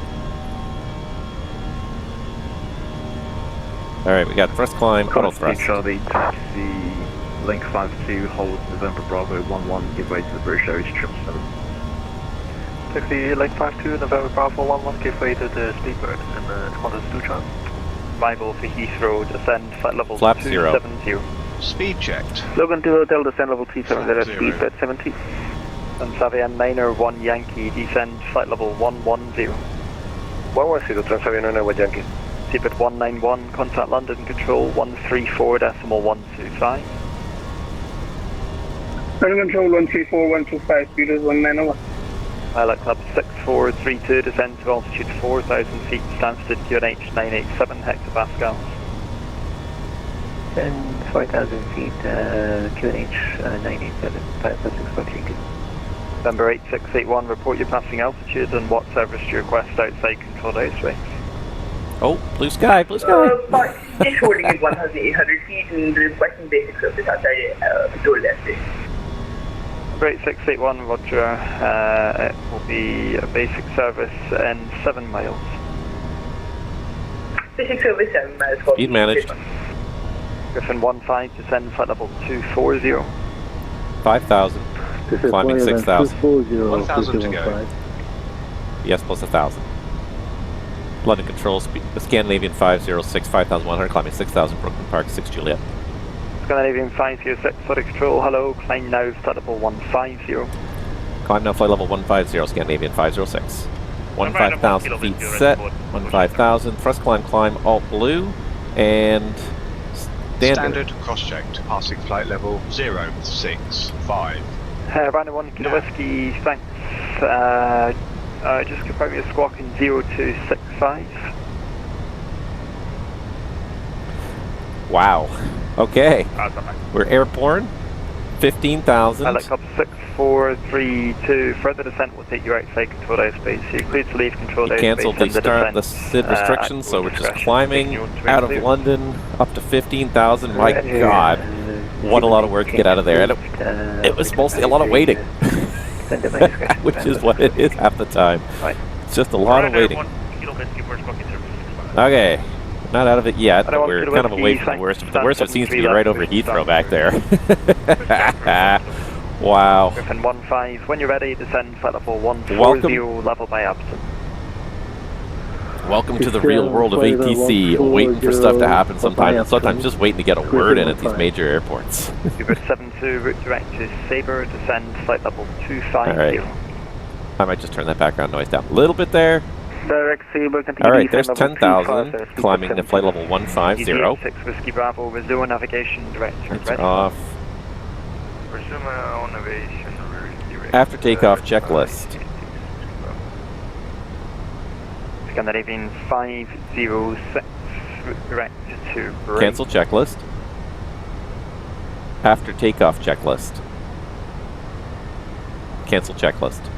Scandinavian 506, make that direct to Somva, Sierra Oscar Mike Victor Alpha. Sorry about that, direct Somva, Scandinavian 506. Alright, direct 1,000 to go. To Somva. Insert. I don't know what he's doing here.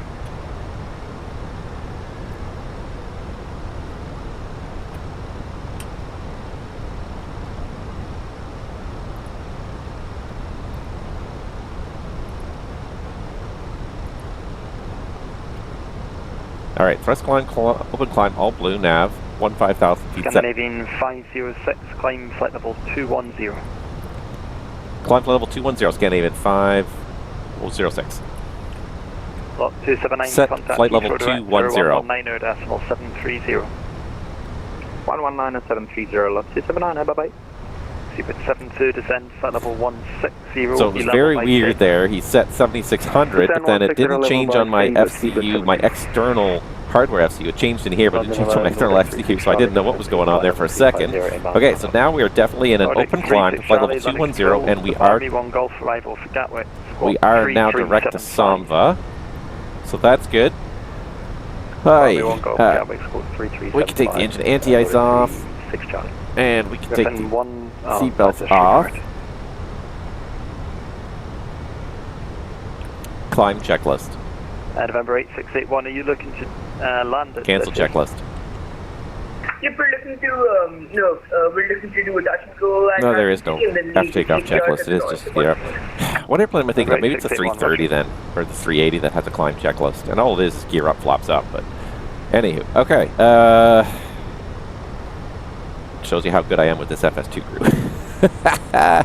Okay, but we made it out of London. We are on our way. We are up through 14,000 feet. We are finally making progress here towards Copenhagen. My God, we're going to be behind schedule now when we land. We're supposed to land. 681, contact London Control 134. We're supposed to land at 55. We're supposed to be at the gate at 55. We're not even landing until 14:06 now. 20-minute delay introduced, and that was just trying to get trying to get pushed back and off the gate. Why do I have no flight director as well? I don't know what this guy was doing here, but he was pressing buttons. He was listening to me and he was pressing buttons. 506, climb flight level 230. Climb flight level 230, Scandinavian 506. Flight level 230 is now set. Let's see here. So, quickly going in here, RadNav, we don't need to change anything. Secondary, we're going to recopy it to our current route now. Prog page says we're still good up to 3. Contact London Control 134.125. Alright, so we gotta recruise this thing. It started going down, I don't know why. There you go. Now, we put the cruise back in there. We've now resequenced it back into a climb phase. 134.125, thank you. Right. And now we could do thrust climb, manage climb. Runner 1 Kilo All Whiskey, blue. thanks, taxi order point Sierra 1, runway 22. I don't know what this guy was doing. He was messing with the bird, FPA. He was really messing with my rhythms here. And this really hammers home one of those key, crucial facts of flying any airplane. This goes for the bus, but this goes for pretty much any modern airliner.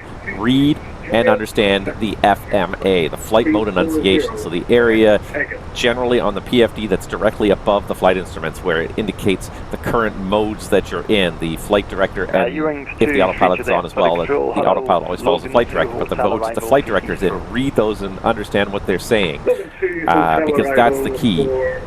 So right now we've got thrust climb, so we have climb thrust applied. We're in managed climb, we've got alt blue, which means we are going to level off and reach 230. We're in nav mode. We got autopilot 1, flight directors 1 and 2 on, and auto thrust on. I see a lot of people, and you see this. 36 Charlie, report your speed. You see a lot of simmers do this.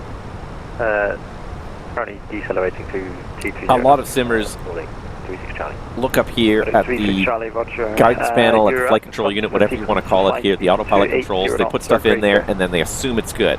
But this is the input. What you really want to check is the output. Make sure that the message that you put into the input got correctly translated to the output. So make sure that this, and especially the flight mode enunciations, are doing what you think they are. Otherwise, take them away. If they're not doing what you think they're doing, take them away. Alright, 220, climbing 230. 1,000 to go. I don't see any traffic above us here, so I'm not too worried, but I should actually be doing this and going to VS plus 1,000 for the level off.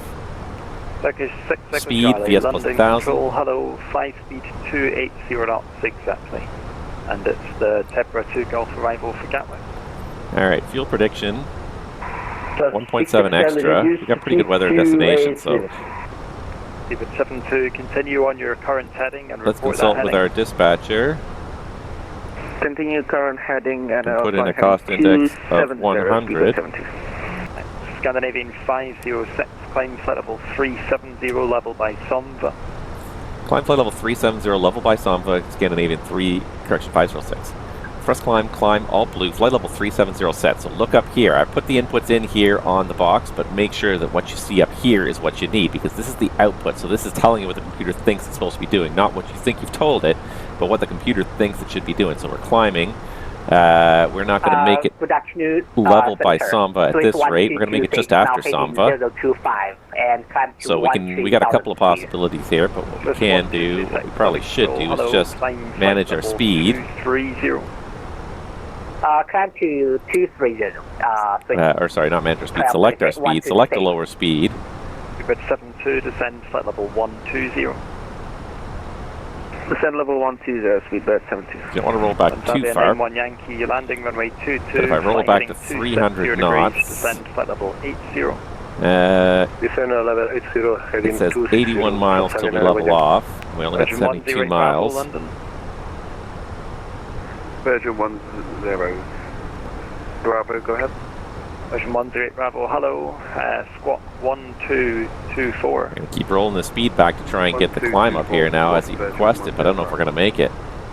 London, good afternoon, Wiz Nelson 958 match 2, Charlie departure out of Luton, 5,000 feet request. The fact that Malta 958 running control, thanks. all these calculations come out to be almost the same is a little bit weird.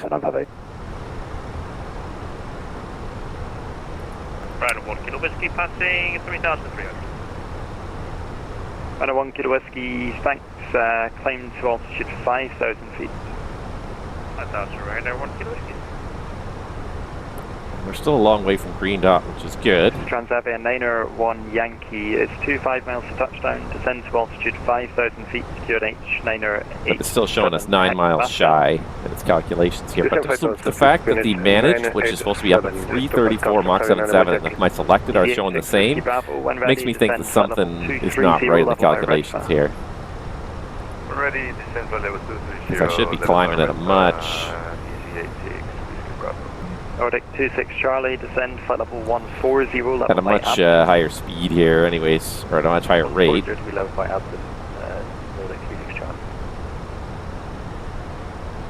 We're trying, but I don't know if we're going to make this on. 1 Kilo Whiskey, climb flight level 110. 110, 130. I could push the expedite push button.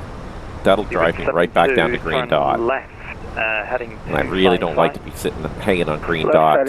Your nose way up in the air. If anything was to turn left by 10 degrees, report the new if anything was to happen into the engine at any point while you're hanging there off the green dot, you'd have to pitch forward so aggressively to prevent yourself from stalling quickly. Flight heading 070 degrees, climb flight level 150. I do not feel comfortable with that idea at all. 070 degrees, control level 150 with not enough of it. 72, descend, flight level 9. I don't think we're going to make Samba at 370. It's just 6,500 feet still to go. We've only got 58 miles, but we're covering the ground pretty quickly here. And we're not closing that gap that quickly. Eurowings 33 Juliet, is that? Eurowings 23 Juliet, descending to flight level 250 by London. Keep it about 10 knots over green dot. That'll give us kind of almost our best angle. I don't want to go any closer to green dot than that. Eurowings 33 Juliet, I don't... So now, of course, what's happening is because I've transitioned to Mach number, as we climb, our Mach number is slowly decreasing our indicated airspeed, which is getting close to our green dot, and our VLS, which are all fixed indicated speeds. They're not based on Mach number, but indicated speed. So at some point here, I have to transition back to speed mode 228 to keep the climb going. And even this is like a ridiculous climb. It's like, why are we climbing at 228 knots indicated? Trying to make this restriction. Speed to London control 134.125. And I don't think we're going to make it. Block. Never mind, Transavia 91 Yankee, descend to altitude 2,000 feet, clear ILS approach runway 22. Maybe we'll make it, I don't know. Because now we're losing our climb rate because we've got so little speed to add lift to the wings here. 6 Whiskey Bravo, contact Amsterdam 134.375. Amsterdam 134.375. No matter what we do, we're not going to make it here. Nordic 36 Charlie, contact London 134.125. London 134.125. Nordic 36 Charlie. Turkish 6 Echo Charlie, descend flight level 140, level by Abton. Trying, but really not. People to be listening, it's busy. Turkish 6 Echo Charlie, descend flight level 140, level by Abton. Turkish 66 Charlie, descend flight level 140, level by Abton. Version 108 Bravo, squawk 1224. Yeah, 4,000 feet still to go and 40 miles to go. 1224 for Let's see, we've got 1301. We got about 6 minutes. 6, 7 minutes, and we're climbing at 1,000 feet per minute. We might make it. We can sustain 1,000 feet per minute, but I don't think we can sustain it still. We're getting the high 30s in the climb rate on the 320 family. 9058, resume navigation direct. Just slowly decreases to almost nothing. Direct flight level 330 with not enough of 8. We're not terrible though. Got about 3,000 feet to go. We might actually still make this. This calculation is just not correct. What it should be doing is, because we're in selected speed, it should be recalculating. I'm only going to say it once more. Speedbird 72, report you're heading to Heathrow Director 119.730. This selected speed here, it should be showing a level off much sooner, I think. Next, Swiss 1226, resume navigation direct through Red. It's also going to take a long time to accelerate back to cruise speed when we get to 37 here. Direct to Rattle 250, so it's 1226. Just 1226, it's flight level 2. 39 miles to go, 2,500 feet. Yeah, we might just do this. So it's 1226. Speedbird 21 Delta, London. Yeah, go ahead. Speedbird 21 Delta, thanks for your patience. Report your level, Tebra 2 Golf arrival for Gatwick. Flight level 240 and Tab 2 Golf departure, right? For Gatwick. Speedbird 21 Delta. Super 2 on Delta, that's correct. Delta 991 Yankee, short flying altitude. She's struggling. We got the engine anti-ice off. You with me? She's struggling. And this is it. It's this last, like, this the very end. 684, thanks, climb It's just running out of steam for the climb here. It's actually not too bad. We still got 791 Yankee. 2,000 feet to go, and we've got 6 minutes to go. This might work out. 791 Yankee, thanks to wind 110 degrees, 119. I really hate to be climbing at this close to the green dot, though. We're losing engine right now. Ryanair 1 Kilo Whiskey, climb It would not be a pretty sight. But now, if I try to accelerate, I will lose all vertical speed. What's that for Ryanair 1 Kilo Whiskey? A firm. Back Ryanair 1 Kilo Whiskey, now turn left heading 050 degrees, climb flight level 230. 050-240 Ryanair 1 Kilo Whiskey. Swiss 122. Alright, well, we are going to make it, though. Heading 090 degrees. This airplane should update that FMS in real time. That selected level off should reflect our 108 Bravo. Contact London Control 129 actual selected speed. It does reflect our selected speed, but it doesn't reflect the climb rate we're going to get at that selected speed. At 228, we are going to climb faster than it. Easy 8684, climb flight level 290. And then we will at Mach 77, when we're at only Mach 69 right now. Turkish 6 Echo Charlie, report your speed to London. Now you can see the top is coming down, the red line's coming up at the top. We're starting to fly into this little narrow window here. There's 36 climbing 37. 6 Charlie, report flight. Thank you. Speed 134.135. A firm, sleeper 21 Delta, descend flight level 140 level by Apton. Well, we did actually make it by Samba. I didn't think we were going to. Level by Apton. Speed by 200. Ryanair 39 Tango, London. Ryanair 39 Tango, go ahead.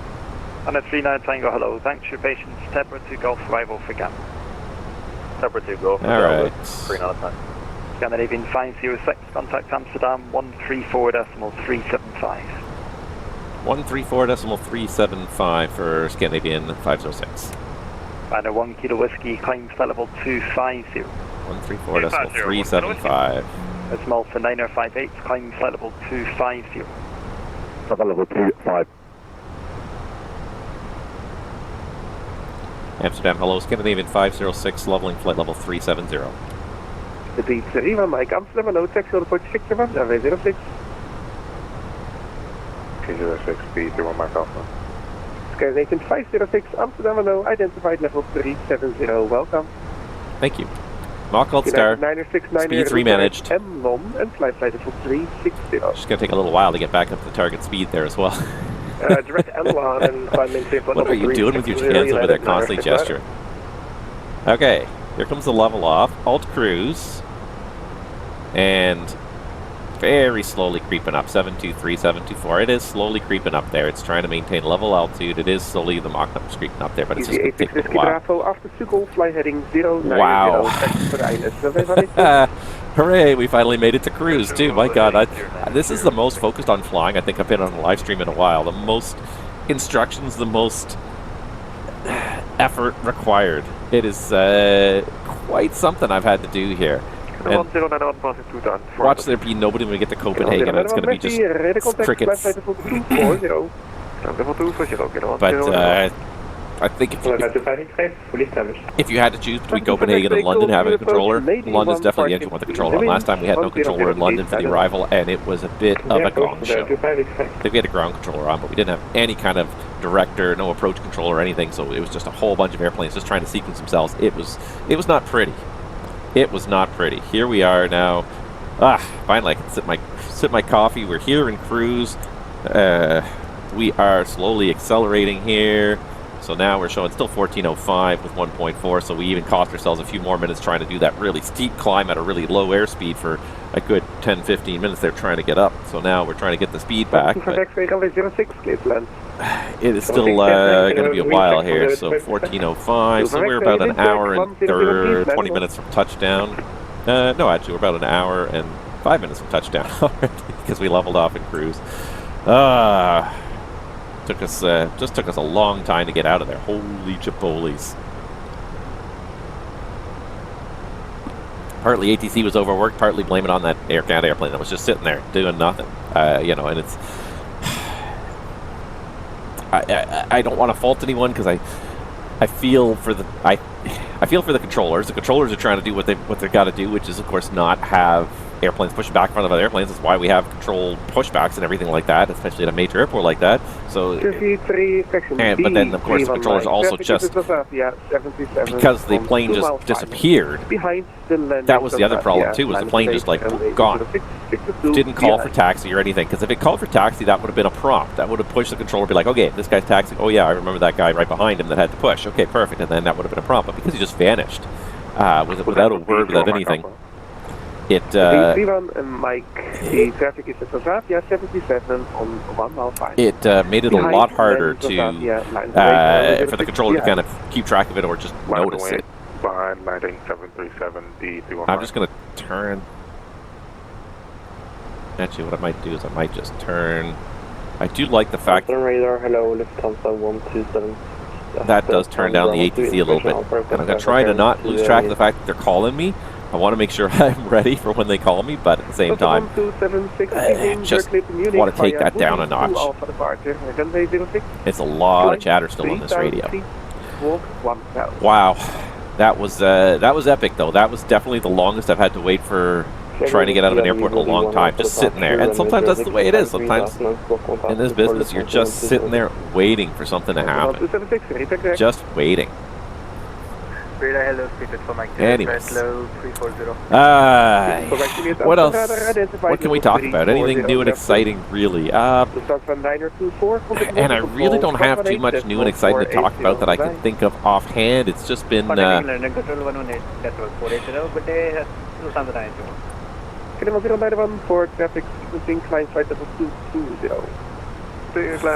got, like... The thing is, I've got my sim set up very nice. I got everything the way I'm really on the fence now, and I've been thinking about it for a while.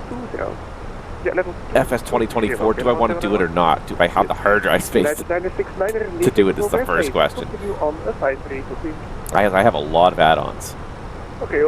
If I can link the folders and use the add-ons in both sims, it's very, very viable.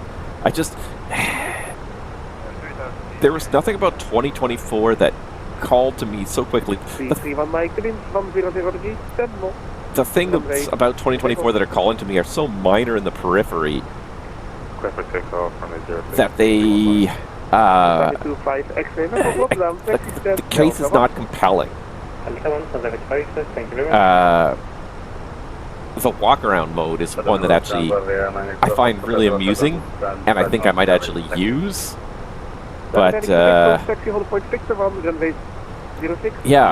I feel like that's something I might actually, like, just enjoy. As much as it's gimmicky, I think it'd be nice to kind of actually physically get out and walk in a walking fashion. Like, it's one thing to kind of zoom some cameras around and kind of manipulate some cameras, but it's another just use some keys, just like manipulate like you're walking and be able to look around while you're walking. That's a very different situation. That's something that I think I would enjoy to a certain degree. I wouldn't probably do it every flight, but it'd be really neat to kind of do that, to have that element of I'm going out to do the walk around, look over the whole airplane, make sure it looks good.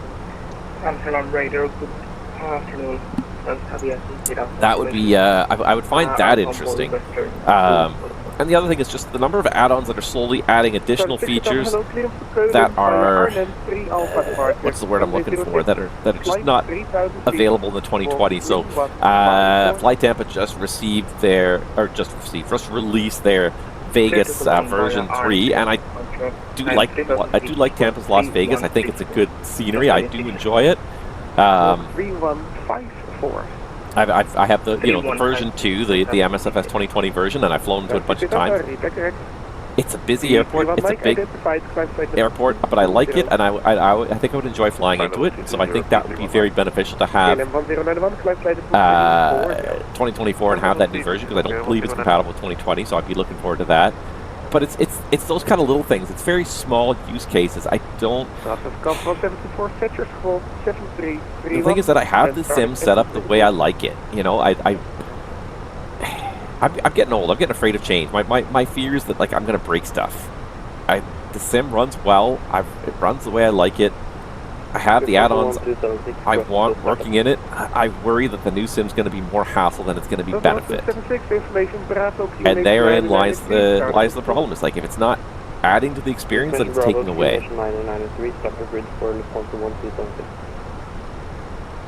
Better optimization, better performance, yes, but I like, and it's funny because like it's been so long since it came out that like my initial views of it were just so tainted by the launch failure, by the fact that they did not. They created this huge online system, but that did not create the ability for the system to scale to the degree necessary, and it just immediately demonstrated the shortcoming of the new system. It's great in theory if you have unlimited bandwidth, you know, but when you get real world constraints acting upon your theoretical development, it can impose problems that you just don't see coming. So, you know, like, I understand the idea of like, hey, let's just cache all the scenery on online servers and stream it to all the individuals, because most people have high bandwidth connections, and there's a very smart logic to that. The sheer volume of data, that has to be maintained now is just, it's almost impossible to maintain it. There's just so much data out there. This world is so detailed. I don't even want to guess how much data this world represents, but you're talking terabytes of data now, probably petabytes of data in reality if you take away all the stream, but even just to have some of it local. And then that's the other thing, is like, I don't want to run into server issues constantly. It hasn't been terrible for the last little while now, knock on wood, with FS 2020. It's worked pretty well for the last little while. Nice. That's a nice view. I'm just gonna get rid of my... Oh, dude. I'm gonna get rid of myself for a minute here and just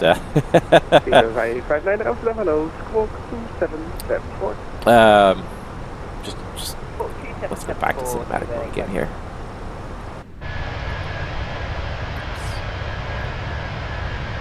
There you go, get some nice external views for a few minutes here. But yeah, it has been fairly reliable as of late, but every once in a while you get one of those days where you just can't connect to the server and it just ruins your day. You want to use the sim, and instead you spend half your day troubleshooting for something that's not even your issue. And that's what scares me about upgrading. Scared is not the right word, but anxious anyways. It makes me anxious. Like, I spend enough time and effort trying to keep the sim up and running, trying to make sure every time I actually go to use it, it's set up. As I said earlier, I was trying to do some sim practice. So I have recurrent sim coming up next week, so I like to hop in my sim and actually practice some of the procedures that we're going to do in the sim. I like to practice the engine failures and the single engine approach and landings and rejected takeoffs and things like that, just to make sure the procedures in my mind work the way they're supposed to.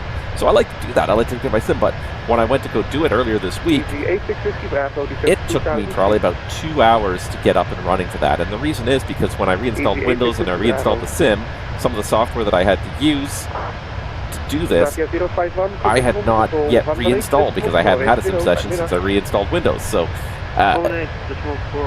there was a lot of effort to get that up and running. Most of the time I can hop in the sim and it generally works pretty well, and I don't have to put a lot of effort into it. But every once in a while you're trying to do something you haven't done for a while. Software's not up. Software's not installed, or it's not up to date, or whatever, something like that. Anyway, so it's, and that's what worries me about upgrading the new sim, is I'm going to spend weeks and weeks installing stuff, tweaking settings, trying to get it up and running in a way that I'm happy with. And to spend $160 to have that privilege of spending that much time. That's the thing. That's why I'm just hesitant to upgrade. I just don't see the need. I don't feel the need. And the idea of having this sim installed side by side with the new sim 2020 and 20. Because there's no doubt I would keep both sims installed for a good period of time. I've definitely got my money's worth out of this sim. I have, according to Steam now, this sim has been running for 6,700 hours since I purchased it, which is just like, that number just blows you away. 6,700 hours. And if I, okay, so let's do the math now, because I'm curious. So I've got my phone out and I'm doing the math. 6,700 hours. That is 279 days. Or at an average of 30 days a month. That's about 9.3 months. So out of the last, what, 6 years, this thing has run for 9 months on my various computers. That is crazy. Sorry, I'm gonna just get rid of the background noise, but that is crazy. 9 months this sim has run for. 6,700 hours. No other game is even in the same ballpark. That's just a ridiculous amount of time that this game has been running and online for. And but you know what? That's fine. I mean, I don't complain about it. It is what it is. I enjoy it. The fact I've gotten that much money out of that much enjoyment out of it. You can't say that I didn't get my money's worth out of FS 2020 and paying for that one. So paying for the next sim, I don't think it's not so much a question of the money, really. It's more just a question of the hassle. Do I want the hassle of installing a new sim and trying to find hard drive space for it side by side on an SSD with this thing and trying to clear out that space and everything? That's where that's where I really start to run into, like, is it worth it? Do I want to have it? So I probably should one of these days. Maybe for season 14. Maybe for season 14 will premiere FS 2024 for me anyways. I know most of you guys have been using it for a while and don't care. I know a lot of you have been using it for a while. I just, for me, it was a question of if it ain't, you know, if it ain't broke, you don't have to fix it. And this sim works. It works really well. With the graphics card I've got going on now, everything is nice. It just works the way it's supposed to. I love it. I really do. I love this sim. It's fantastic.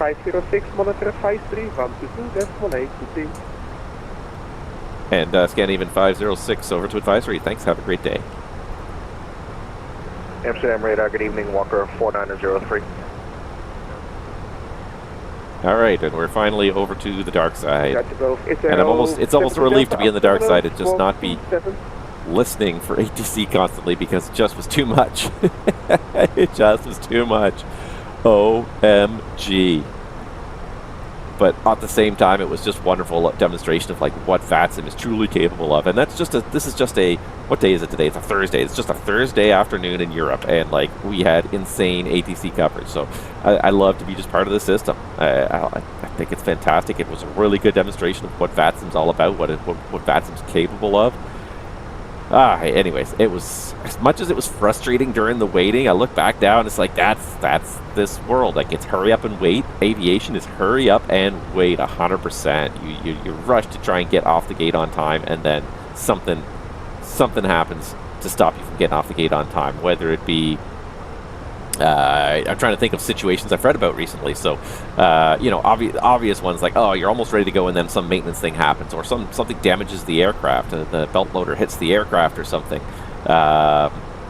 You know, could be a smell of, like, something like burning rubber on the jet bridge. It's like, is that the airplane? Is it the jet bridge? What's going on? Like, could be a passenger who's been told that their bag was not loaded, like, was actually told their bag was not loaded because it was at the lost and found for some reason. Why did it go to the lost and found when I'd literally tagged it, checked it in like an hour and a half ago, and now it's at the lost and found? Like, why is it at the lost and found? People are asking with good cause. I mean, I would be asking the same question. And then they're like, okay, well, do I have to, like, and then, because this actually happened like a little while ago, and the gate agent was telling the passenger they have to go to the lost and found to claim it. And they're like, I just got on the flight to go to my destination. Why did you bring the bag to the lost and found? If you know it's mine, why don't you put it on the next flight? So they're like, okay, yeah, we will take it and put it on the next flight. I'm like, why do you even have to tell me that? Or another one I read recently, that an aircraft left the gate, and just shortly after the aircraft left the gate, passenger told the flight attendant they had to get off the airplane. Their father had just passed away, and they needed to get off the airplane because they were about to go on a trip, but they're like, okay, I'm not going on the trip if my father just died. You know, might need to be the person who makes arrangements and things like that. If it's your father, there's a very good chance that you might be the person who is, you know, making the arrangements and everything, trying to call people. So, you know, the airline would be well within its rights to continue the flight, but in this case, the airline did say this is a very justifiable reason to turn back. So they went back to the gate, they offloaded the passenger and their baggage, and then they continued on their way. And it did incur about a 45-minute hour delay, I think, but that's one of those, like, yeah, like, oh, you know, I want to get off because my bag's not loaded. That's not a really good reason. Okay, your father passed away. There's like a, yeah, there's a good reason. We'll go back to the gate. We'll drop you off. We're very sad to hear about that. You know, I don't know what happened if they refunded the ticket. I doubt they refunded the ticket, but I'm sure they probably gave them a credit. You know, it is what it is. Life happens. Things happen in life, but yeah. The things that cause you delays, you just can't even predict sometimes the things that are going to cause you delays. And it's getting too bright in here, and the sun is coming in. Stand by 1 second. I got to fix my webcam here. 1 second.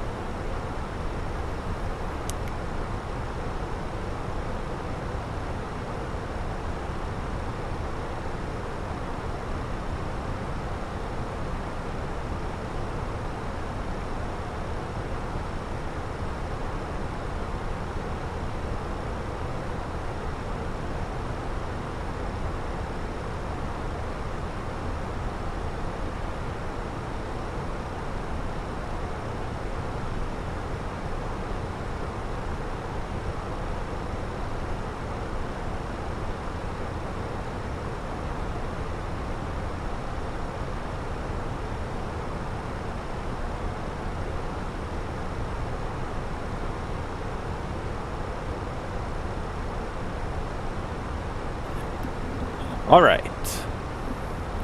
If I put myself back on there now, my transparent head problem should be gone because it was starting to get sunny, and my window, I've got a window right there, and it was actually starting to get sunny outside, so my head was starting to reflect some sunlight. And if I actually, but I think I've managed to find a way to diffuse the light in a way that actually looks good in this room now, without being overly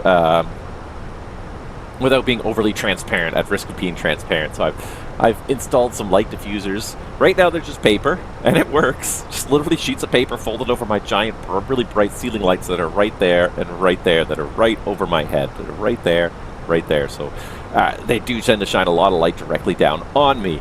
So I kind of fixed that. My plan is I do have some transparent plastic. I am going to probably print myself some light diffusers that I can attach. What I'm probably going to do is magnets.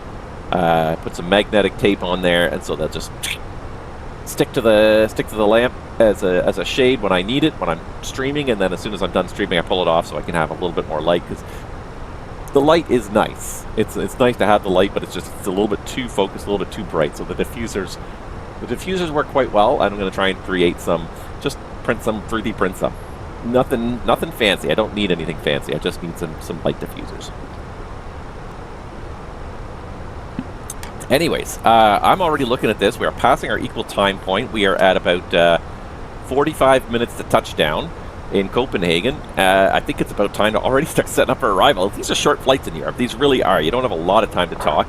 I don't really have a lot of news in the flight sim world. The one thing that did happen, that finally kind of happened, was TFDI released their MD-11. So that's been anticipated for a while. Nice to see that one out. Again, would I love to try it out? Absolutely, I'd love to try it out. Am I going to take the time? The trouble with me in airplanes is that I don't just like hop in and just mess around with it. That's not me. You can ask my family. I am a read the manuals guy. I read the manual before I do anything. It's funny because like just the other day, my wife's like, my dad can't get his snowblower working. Can you help him out? And I'm like, has he used it before? He has used it before? No, he never used it before we bought it for him, but he never really used it. But he's getting older, so it's like, why not start using it on some of this light snow that's really just a little bit less effort. But he can't get it to turn on. I'm like, did you try reading the manual? because like I don't know the snowblower. We bought it for him quite a few years ago, but I have a snowblower, but it's a different snowblower, so I don't know how to use that particular one. I can come over and play with it, but the easiest thing is read the manual. He read the manual, he figured it out, and he started it like half an hour later. But like I'm a read the manual before I do anything kind of person. So before I get in an airplane, even if it's a sim airplane, I will generally read the manual. Now, GA airplanes, not so much, because GA airplanes are all fairly similar in their designs. They're fairly easy. I don't usually have too much issue with GA airplanes, but with airliners especially, because every airliner is really kind of unique in their design and their layout, I read the manual. So I bought the 350, but before I started operating the 350, what did I do? I downloaded a manual and I read it. And I read like, and I didn't read the whole manual because it's 6,000 pages, but I read the manual, and then when I went to go operate it, I brought up the procedures section especially. So I read through some of the basics of some of the systems. I read through some of the limitations, but then when it came to actually learning how to fly the airplane, I went into the manual and step by step went through the steps in there and followed along and did them all. And that's what I'm going to do. That's how I fly airplanes. So the trouble is, like, every time I buy a new airplane in any new airliner, I have to learn how to fly it. So this is why I don't really fly that many different airplanes, because I end up feeling like I have to pour way too much effort into it. The Mad Dog, I love flying the Mad Dog too. It's an interesting airplane, but same problem. I spend way too much time trying to remember all the procedures, strictly speaking. The only other airplane that I really have truly well memorized in this sim is the 37. At the 37, I know how to operate the 37. I know how to operate it well. I've learned that one well. But the other ones, the triple, I can kind of muddle through that one a fair bit. I've read the manual before, and I can still muddle through the manual. Not great, but I could get through it. But so then, take another airplane. You put the MD-11 in the hangar, and then you want to fly it. It's like, well, now I've got to go find a manual for the MD-11, read the manual, understand how this airplane in particular works. Because every airplane, they're similar, but they're all a little bit different. And generally, they're just different enough that you can't just, like, hop in and go if you haven't read something about the procedures and have some understanding of how the thing operates. So I think I would have fun with the MD-11. It's a bit of a niche airplane too, because nowadays especially it's all cargo. There's nothing wrong with cargo per se, but it's definitely a different operation than what I normally kind of am doing. I mean, it certainly would fit my flying time frame, where I 90% of the time fly evenings, flying in the dark. Well, that's what cargo people do all the time, so I mean, that would make sense. That would correlate. That would check out pretty well. But you never know when you're going to even fly past your airliner. I did a flight the other day that was so far behind schedule, it was ridiculous. It was supposed to land at like 10 p.m. and we didn't land until almost 4:30 in the morning. I think it was supposed to land at 11 p.m. Didn't land until 4:30 in the morning on this flight. It was like, oh my god, I was just like, I was not happy with myself that day. And I had even known that I was doing this late night flight, and I'd had a nap. I had a short nap, but then the delays just kept on snowballing on this flight. And by the time I actually got going, it was just like, I wish I'd slept more, because if I'd known it was going to be that late, I would have slept more, because I was pretty tired. And the other problem with this airplane was there was no potable water, which meant no coffee, which to me is a no-no. But especially when you're flying that far on the backside of the clock, that far after midnight, and you're not. I bought myself a large coffee at the airport before the flight, but then the flight just kept getting delayed and delayed and delayed. It was one of those, like, oh my god, like I almost finished the coffee. I think I had like a little bit of coffee left when we took off, but I had finished like 3/4 of it before we ever took off. It was not enough to get me to our destination. I thought the large coffee would be plenty, but I just didn't see those continuing delays coming. It was just, Anywho, I see the hook coming here for the top of descent, so definitely we need to start setting up for arrival. So what I'd like to start off with is, let's just see if there is an EKCH ATIS online somewhere, because I think there is. Live digital ATIS, yeah, ATIS Guru. 1320 for the arrival ATIS. That's, wow, yeah, that's it. That's the current ATIS. Perfect. So, here is the ATIS for Copenhagen. Let me just double check VATSIM radar that there's no controllers. No, there's quite a bit of traffic, but there's no controllers. So we are on our own for this. Okay, that's fine. So EKCH, arrival information Kilo. Expect the ILS approach runway and use 4 left. I haven't landed 4 left. We've done the 22 left every time. So 4 left, this will be something different. Runway 4 left, condition report at 9:59 Zulu, condition code 555. All parts 100% wet, chemically treated. Transition level 6,500. After landing, pardon me. After landing, expedite vacating runway. After landing, expedite vacating runway, yeah. get off the runway quickly. Wind 070 at 19. Visibility 9 kilometers. 1,700 foot overcast. Temperature 0. Dew point -4. Altimeter, or sorry, QNH 1008. I can set that right now over here. This is one thing that Fenix actually does incorrectly, I think, here as well. No, actually, no, it doesn't. I thought it always did. This is actually something really neat about Airbus, but when you are level in alt, if you adjust the altimeter setting, it won't chase the altitude. So see how so we were at standard, and we were level at 37,000 feet.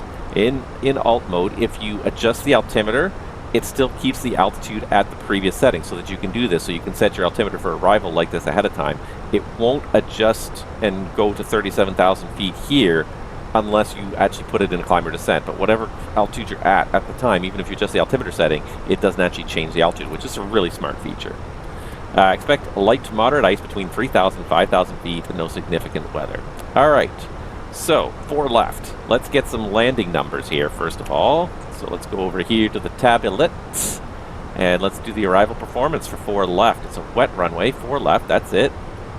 Let's apply that METAR. Yeah, that all looks good. Landing weight, so I'm just looking down at my fuel prediction page, and I see 57.6 tons expected to land with 3.5 tons. So 57.6 ZFW plus 3.5 in the tanks, that takes you up to 61.1. So let's round it up by about 300 kilos and call it 61.4. Just give us a little margin. If we come in lighter, that's okay. We'll just stop quicker. Low auto brake, that's fine. We've got 3,500 meters. We're only using 2,000, even 2,300 with the factor. That's with no reverse. Manual landing, flap full, auto thrust on. That all looks good. So we definitely can land on this runway, no issues there. And we got some crossing traffic here. All right, we'll keep an eye out for that traffic. How far away is it actually? It's crossing about 15 miles away, so I don't think we're going to get an RA there.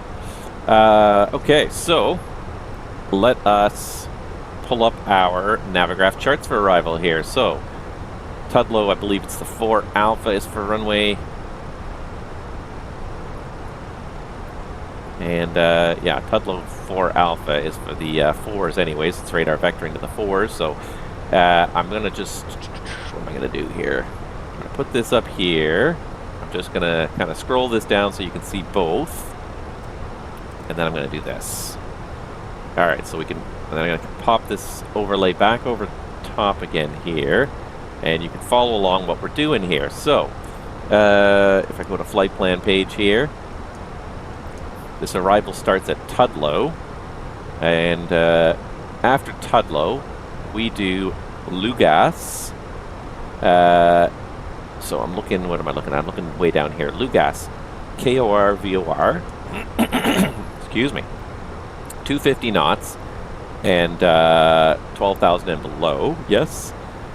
CH751, CH740, CH734, CH727, 5,000 and below, Airpuck, 220 knots, 4,000 and below, and then expect radar vectoring to final. And I imagine that this one we can probably close it up as well. We'll have to talk to people on the Unicom because there's a lot of traffic here.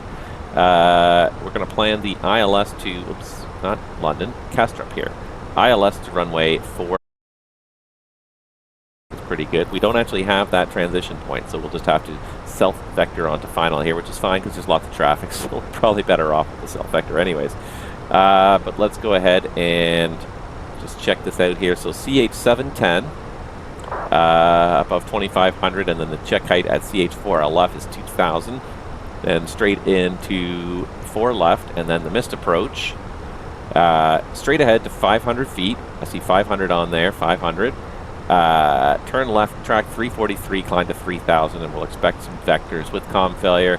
Climb to 3,000, according to missed approach procedure, maintain 3,000 and track for 3 minutes, then left turn to Zaki for another approach. Okay, so that's what we're going to do. We're going to self-vector onto this approach path here, assuming we don't get any ATC online, and right now it doesn't look like we're going to. Let's see here. So we got everything's in the flight plan that should be. RadNav, we're looking for 110.5 for CH. 037. A couple of degrees error is not unusual depending on your magnetic variation tables in the sim. They're different than in the nav data, so that's fine. As long as it's just a couple degrees, 1 or 2 degrees, anything more than about 2 degrees, I think, and you really need to question it. Let's see here. Prague page, we're still 180 miles till Copenhagen. GPS primary nav accuracy is high. That's good. Performance page is here. So now we're going to go ahead and go down and descent. That's going to be a little steep there. So we're going to do 0.78 slant 320. And the thing is, you just want to have a little extra space to accelerate. It's not taking it for some reason. It did. There it is. Yes. All right. Next phase. All right. So I remember the temperature was 0. 0 on the temperature. The QNH was 1008. So 1008. This thing's not really responding right now, and that's fine. And 077 at 14. What did you say here? We said 070 at 19. So 070 at, oops, 070. For some reason, some of these buttons just don't always work. At 19. There we go. And then barrel minimums on this. So again, on the charts here, oops, that's not the chart, that's the chart. Straight in ILS is 213 feet. So 213 feet in the barrel minimums, and then the missed approach altitude we said was 3,000. It's funny because it stops working in cruise. It'll start working again just fine at some point, but I have the hardware, so it's fine. I can use my hardware. 3,000 feet for the acceleration altitude and also for the engine out acceleration altitude. Fuel prediction, we got 32 extra minutes showing. Not a whole lot of extra, but some time to maneuver, and definitely one go-around, probably 2 go-arounds in 30 minutes before we have to go off to our alternative key KBI. Secondary, I'm just going to recopy it again here, and I don't expect anything else right now, so we're just going to leave it as it is. In which case, I think we're ready. Let's just check where the hook is here now. Alright, traffic's disappeared off my radar. The hook's in 60 miles. So, are you ready for the approach briefing? Go ahead. Alright, and that prompts me to do this. So, weather, marginal, sure, there's a lower left cloud layer. Wet, APU after landing, yes. ILS, approach type ILS, threats, weather, auto land, no. Final sector, we'll say yes. FO EFIS is required, yes. Minimum descent altitude, what did I say? 213 MSL, which is a 200-foot decision height. And the airport elevation, I'm assuming it's at 13 feet, I assume. 17 feet, close enough anyways. Just barely above sea level. Save changes. Okay, so hopefully he's committed all that to memory now. Okay, so, first of all, technical status of the aircraft. No faults with the aircraft. Just get a little bit bouncy out here, though. Not sure what's going on with that. So we'll put the belts on anyways. It's not terrible, just a little light shot, but that's okay. We'll put the belts on. Saves us the liability of having passengers falling all over the place. What is going on with this here? It's like it keeps on jumping here. I'll hesitate. Maybe it just doesn't like when I'm switching different apps here. Anywho, just a little light chop's not the end of the world. The arrival today is the Tudlow 4 Alpha arrival into Copenhagen Kastrup Airport. Let's see here. So after continue track 217 unless otherwise instructed. So we'll be instructing ourselves. First contact with Copenhagen approach. State type aircraft, initial contact with Kastrup, final state only call sign, and descend as cleared. Alright, so yeah, all the routing constraints are all in the box till we get around to Irpuk, and at Irpuk we're going to probably give ourselves a self vector around to intercept the final approach course there. For the ILS to runway 4 left, and I see Buttock on the chart. I don't know if it gets Zach or Buttock. I'm just going to leave it as a straight-in vector for now, and if we get something else, we'll see. Yeah, the routing constraints are all is published. We've got the LOC, so this is chart 11-1, 110.5 CH, final approach course 037. That's all been auto-tuned by the FMGC. The check height at CH4LF is 2,000 feet, and the ILS-DA is 213 feet. The missed approach is as published as otherwise specified by ATC. Top altitude is 3,000. The MSA is highest to the northwest of the airport, kind of over downtown Copenhagen, 2,100 feet. It's a standard 3-degree glide slope, tapping on the left, high altitude lighting system, and minimum landing RVR 550 meters with all the full lighting on. And let's see here. It's going to be a, let's see here. Landing on runway 4 left. No, that's what I gotta do here. 4 left. Wow, it's a long runway.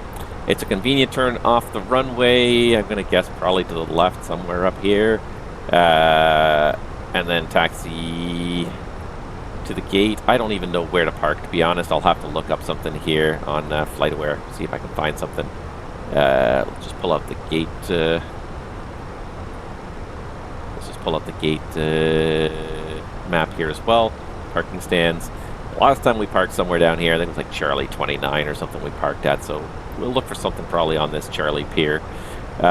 We'll keep hoping for some ATC. You never know. Somebody might pop on here. I'm not full of hope. I think we've got... Oh, wait. Oh, no. I was about to say turn green, but no. It's Sweden control is on, which doesn't quite cover Copenhagen. Just to the east. Just to the east of this line here is Sweden.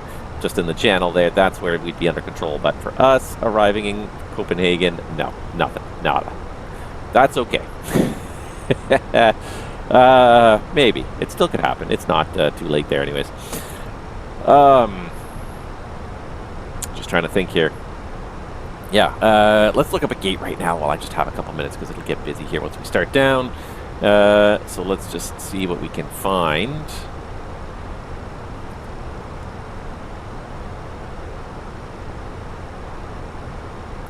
That's not what I'm looking for. Flight aware. Did not bring me what I wanted there.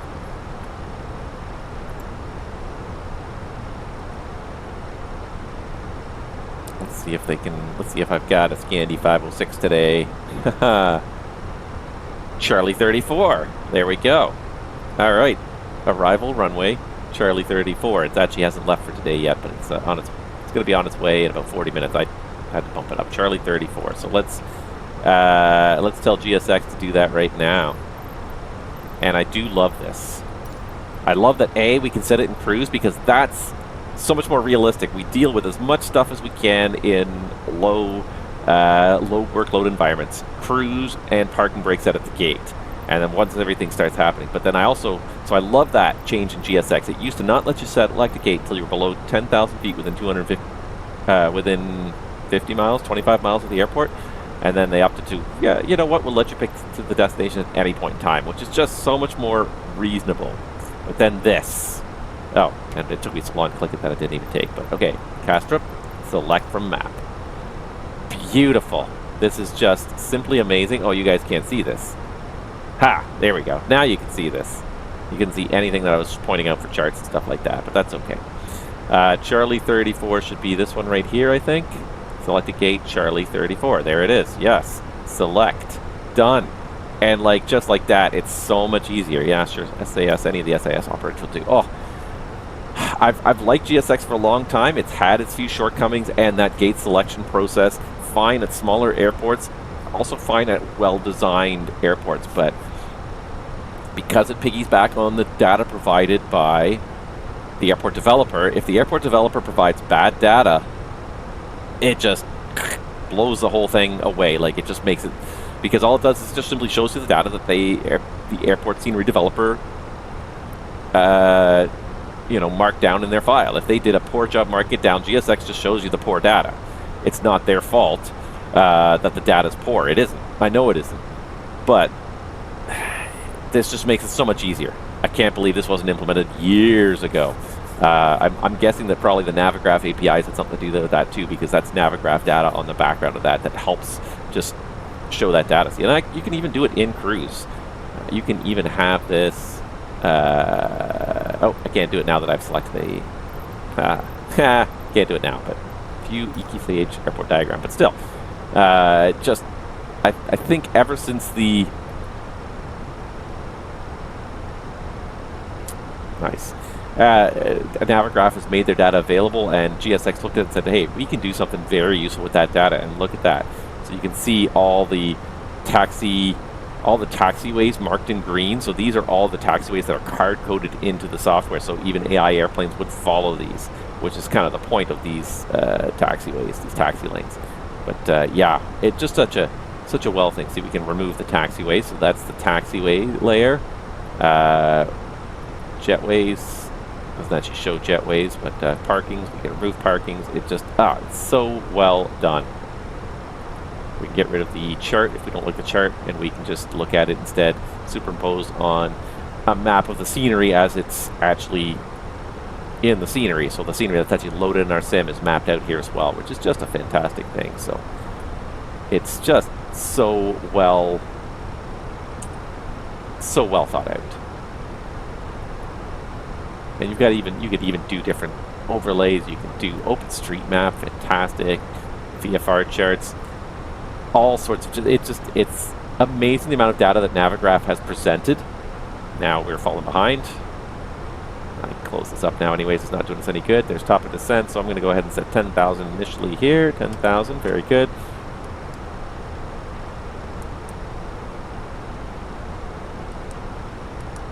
And I never actually modified the transition level to 6,500. More drag, yeah, I know we're a little bit above the plan here, so we'll go ahead and get some speed brakes out to help that out a little bit. But we should be able to catch that path pretty easily, even though we missed it by a little bit. Anyways. Any questions? No questions. I have control. All right. And that's it. So we got low auto brake. It's going to be a managed approach to manual landing, localized low-coupled approach, clear for the approach arm, approach second pilot, anti-ice will be off. Auto brake slow, we'll do max reverse initially. Actually, no, we'll do auto reverse. We got a long run, we got to roll all the way to the far end. And config full for landing. Does not like going down that fast at 6,100 feet per minute, but now we've caught the path already there. So we'll stow the speed brakes and just let it sort of stabilize on the path. But we caught it pretty quickly and easily there. Good stuff. We got Unicom up. We're going to have to definitely make some calls when we get a little closer in. We're still about 100 miles away from Copenhagen, but we started our descent already. These European flights, they're so short sometimes. It's not a bad thing. It definitely makes the streams just more manageable. This is the thing. Need to drink something here. My throat is just wearing out here. But this is the thing about wide body flying and long haul flying is it's just you need such an amount of time here. This is such a crazy hobby when you think about it. The amount of the blocks of time that people will commit to this hobby to go and do stuff. And I will say that I am probably the same person. I don't commit that much to streams though. I think that streams, I think 2 to 3 hours is a good length of time for a stream. Phases of flight, but you don't have a long time staring at nothing in cruise because cruise is very excuse me, cruise is very low stimuli environment. You don't have a lot happening. You need, so yeah, you almost need to just like reasonably restrict what's actually happening in the stream to keep it to a reasonable level. Anywho.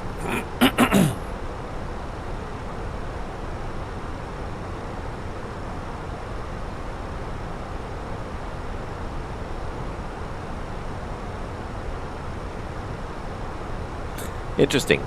There's an auto mod. I never even noticed this now. So there's now an auto moderator. You guys did not see this. But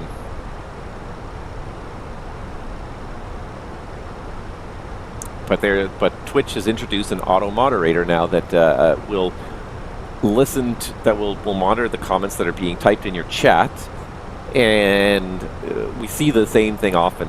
I see it quite often because I don't get a whole lot of chatting in my stream sometimes. So people come in and be like, "Hey, you visit this website to buy more viewers," which would obviously get you more revenue.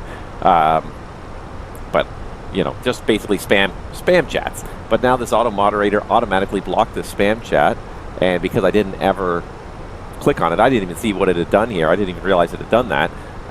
You guys never saw this one. It's eventually it just because I never made any choices about it. It decided to run with the this is a spam message. We're going to block it completely, which is great. That's one thing that has bugged me a little bit about Twitch is that there's just a never-ending stream of spammers just hopping from channel to channel to channel, just posting these spam messages. I mean, that's what you get when you have an open forum. You want to try and allow people to make posts, and this is, you know.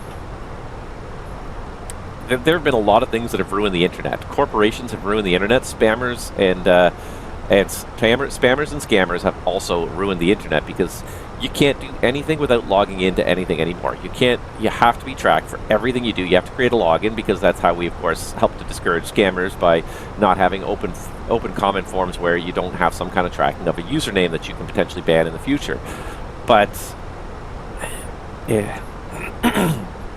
That is quickly becoming a problem with the whole internet, is this whole idea that you have to be logged in to do absolutely anything on the internet, to view any piece of information. And posting comments, fine. I can see the logic behind that. Scammers have kind of ruined that for us, and we have to have some kind of moderation system for most public posting venues where we can have comments and whatnot, because otherwise scammers will take advantage of it and just post non-stop ads and links to scammy websites through these open systems. But the very idea that you have to even to read most information on the internet now is we're turning into this, you have to log in to read anything on the internet kind of system. It's saddening. Because you shouldn't have to. The whole idea of the internet was the free flow of ideas, and then kind of a big power behind open democracy is the free flow of ideas. The second you start restricting those ideas, and even just applying a login requirement to certain websites, does imply some kind of restriction. That maybe some people shouldn't be seeing this. We should be tracking who's seeing this because some people shouldn't.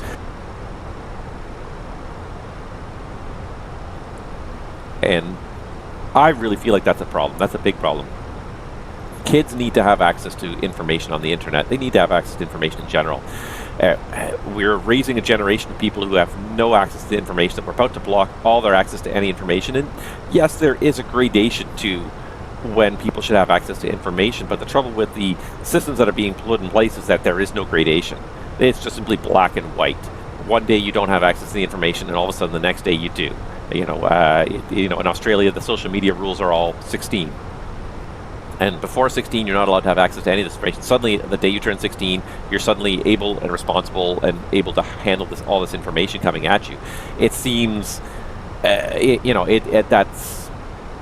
say that's an oversimplification of the way the world works and the way the human brain works and the way humans develop. It's just crazy. Kids need to develop over time and push their boundaries slowly but surely, but not just suddenly, no, you're not allowed to know anything about these topics or see anything. You're not allowed to even read the news anymore without logging in, until suddenly one day, all of a sudden you are.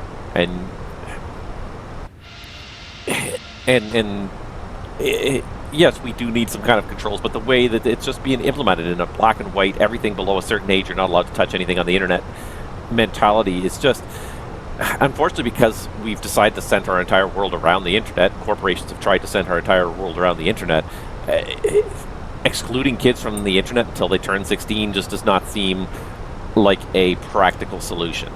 It's an easy solution, but there has to be, I think, more parental controls and more parental involvement. There are 16-year-olds, there are 13-year-olds who are more than mature enough to handle a lot of what's out there on the internet, and there are 30-year-olds that are not mature enough to handle the internet. So to say that there's an arbitrary age of 16 where everyone should have free access to the internet, again, is just such a cop-out, such an oversimplification, and such a...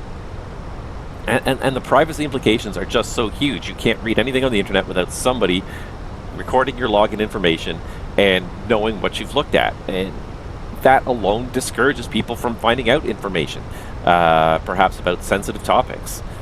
Maybe they may not get full information. I especially think about kids trying to learn about themselves, trying to educate themselves about, their bodies and their illnesses and whatever. And there comes a point where they should be able to learn about that information, but it's just simply blocked. They're prevented from accessing that information. And it's embarrassing sometimes to talk about it and access it. The internet used to be kind of a safe haven for that, because you could access that information without someone looking over your shoulder, without someone kind of snickering at you, without someone asking you why you needed that information. You could look it up, but now we're switching to the polar opposite model of the internet, where no, you cannot look at that unless you justify yourself, unless you justify your age. I think it's gonna create a real detriment to our kids now, in terms of what they have access to, when they can get information that they need, yes, there are certain parts of the internet that kids should not have access to, but we're just like we're taking this problem and we're just beating it with a dump truck instead of trying to precision, you know, kind of work the internet with a scalpel. And it's not easy, but that's the point. It isn't necessarily easy, but just because it's not easy doesn't mean we shouldn't put the effort in to do it properly. And just blanket banning people or requiring everyone to upload an ID to access any website on the internet is just it's not the way a free and just society goes about doing these things. It's becoming a very frustrating world out there on the internet. Even my kids are complaining about it. You know, I'm complaining about it. I haven't encountered too much age gating yet. I've encountered a few age gates, and generally when I see an age gate, I just turn and walk away. I just don't engage with it because I feel like the onus should not be on every adult to prove they're an adult just to access things. And I have the same issues with, there are certain jurisdictions now that are requiring females to prove they're females before they can participate in sports.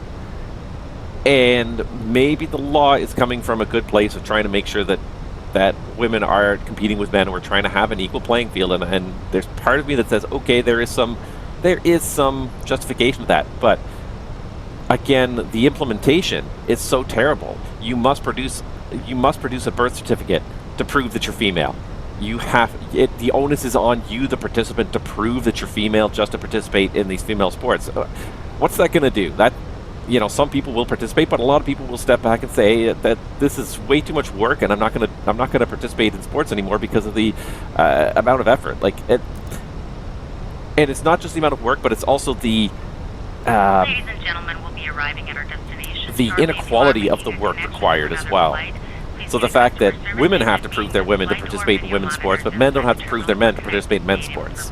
If you're going to apply the standard, you should be applying it equally, but this whole idea that only women have to prove they're women to participate in women's sports, but men are just like, it's fine. You know, it's just such an unequal footing. If you're going to do it, then you should be doing it for everybody. You shouldn't be doing it for just one. It just seems like you're biasing women against sports again. It may not be that may not be your goal, but that is definitely a huge unintended consequence of your actions. And I just think it's again, we need to take a step back and look at what are the outcomes of these rules we're trying to impose a new world order. But like, what's the outcome? What's the unintended outcome? Because there are a lot of unintended outcomes. Why did they set that to 100? I set that to 4,000. All right, 4,000 feet is set. I'm going to probably make a traffic call here momentarily. We are going to transition through 6,500, so I'm going to go ahead and set the 1008 now.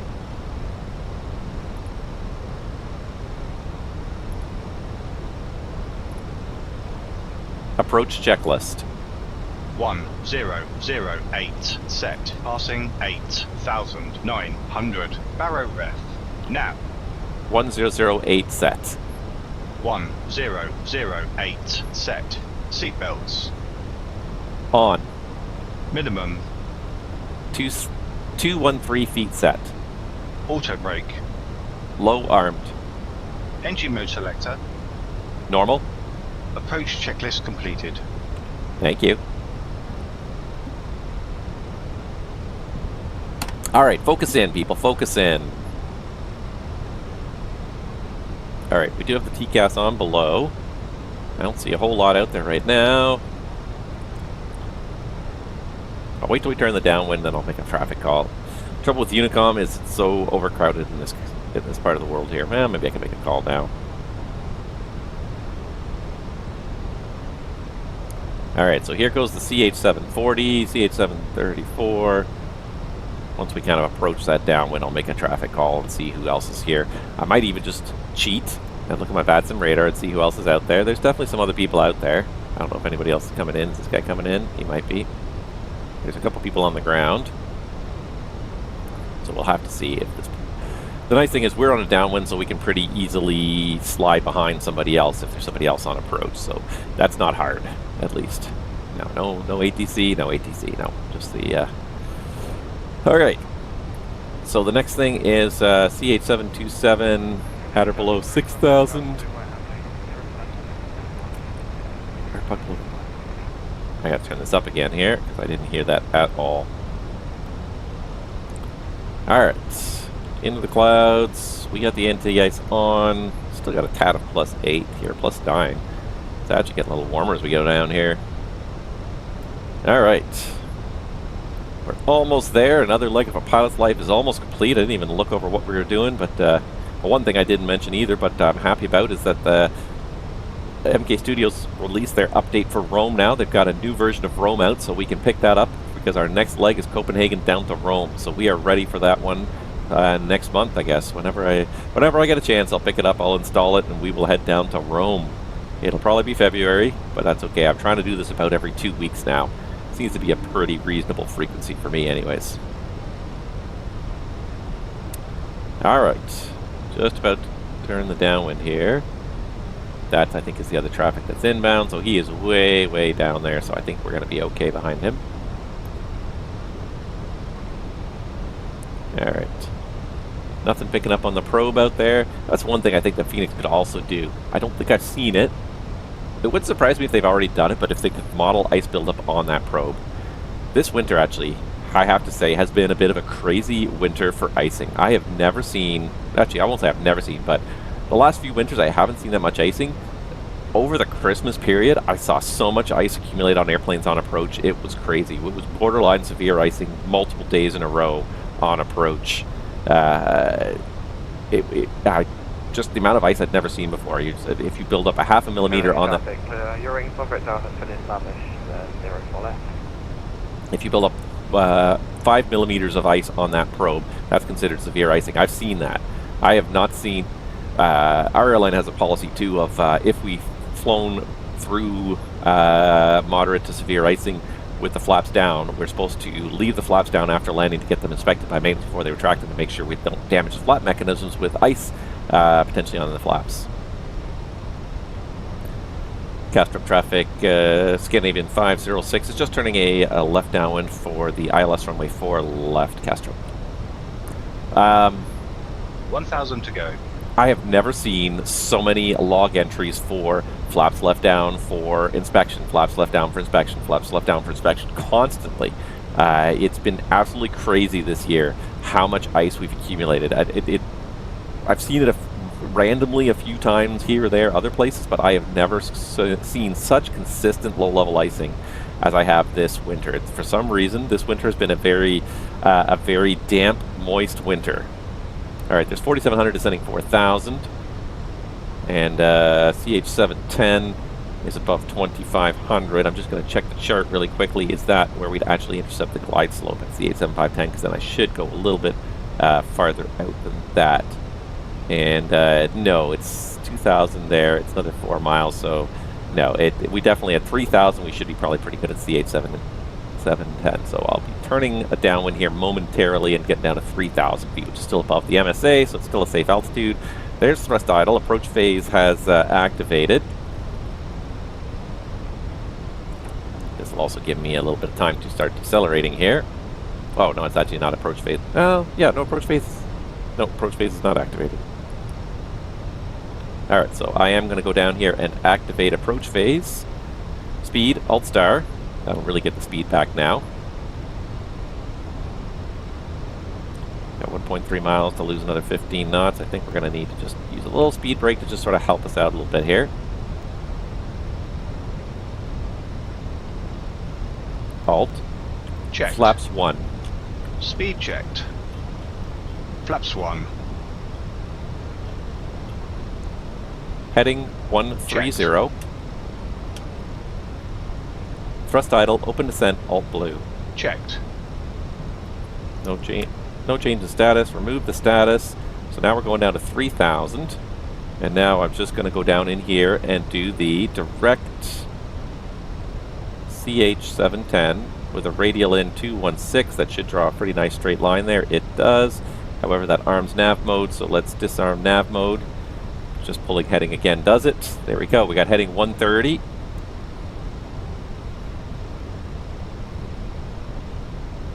Alright, looking pretty good. I'm going to reselect the speed now here at 190.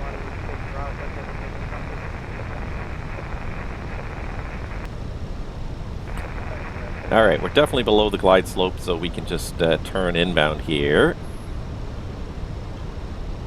So let's see here, 070 would be a good intercept for 04 left. So I got heading 070, and we'll go ahead and arm this up here. So we got CAD 3 dual, autopilot 1 and 2, loc and glide slope blue.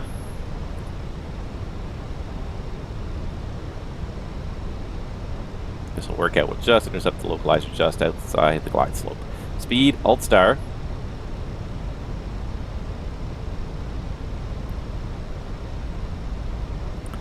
Castrop traffic, Scandinavian 506 is joining a 13-mile final runway 4 left Castrop. Alright. Castrop traffic, Ryanair 1 Alpha Whiskey, joining behind the Scandinavian for ILS 04 left. Castrop traffic. Alright, there's somebody else out here. Good thing we're making radio calls. Good thing we're all making radio calls. I didn't realize there's someone else behind me. I saw the other guy coming in. Yeah. Yeah, I see another Ryanair behind me. So we'll try not to slow down too much too soon.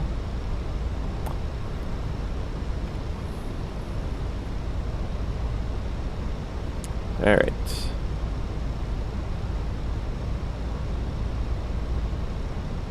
Glide slope is coming alive here. She's not too heavy, but probably heavy enough. We'll need the flaps too to continue downwards without accelerating. This is something you always got to be thinking about: is how's the acceleration going to work here? How's the deceleration going to work? Loc Star, because we've got very little thrust right now. Look at how little thrust we have keeping us going here.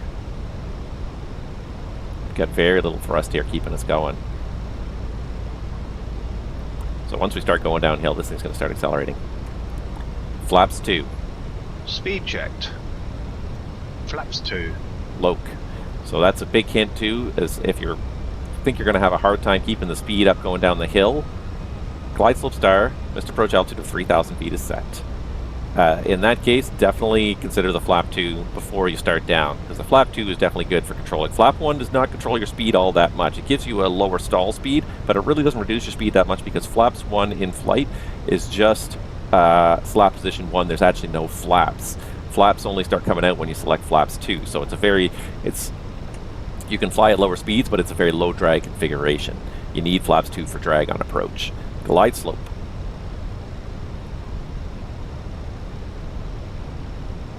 2,500. Alright, I got the speed back to 180. Radio I'm not gonna... altimeter alive. Roger. I'm not going to bring the speed back too much more until we reach the FAF here, because I don't... I want to make sure that this guy is able to stay behind us here. Looks like he's about... What is he, about 7 miles behind us? He's probably okay.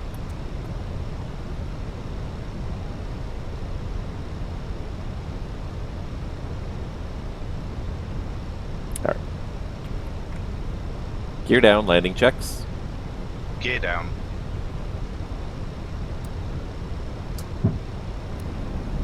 Cabin crew be seated for landing.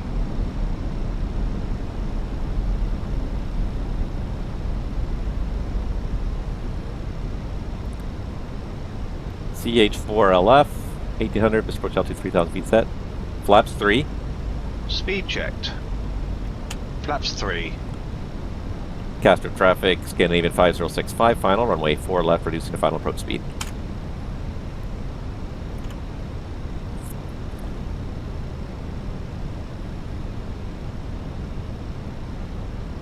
Yeah, it's the first time we've approached Castrop from this side. Normally we're always doing it from the left side. I think it's also the first time we've done it in daylight and it's not raining. Every other time we came here, it was like IMC, raining, lousy. This is actually looking pretty nice today. It's a little cloudy, but it's not terrible. It's definitely been worse. Flaps full. Flaps full. Speed checked. Flaps full. 1, Landing checklist. ECAM memo. Landing no blue. Landing checklist completed. 1,000. Alright, just for the fun of it, we're going to go to external cinematics for a moment here. Aha, pretty.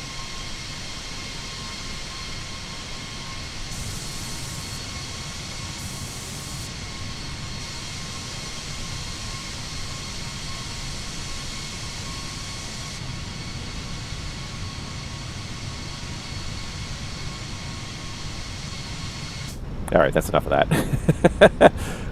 Just some nice things to hopefully have on the title card there. Alright. Looking pretty good. I'm going to go autopilot off. Cat 1. 500. Stable.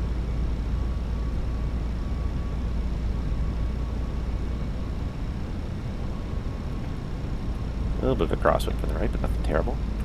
Checked. Land. Checked.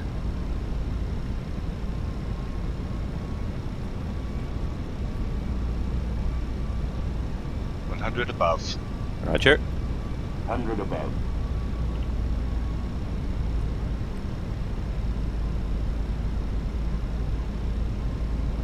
Minimums. Continue. Checked. 100.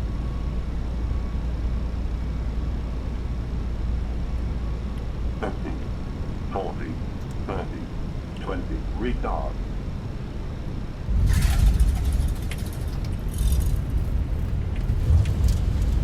Spoilers. Reverse green. Decel. Manual brakes.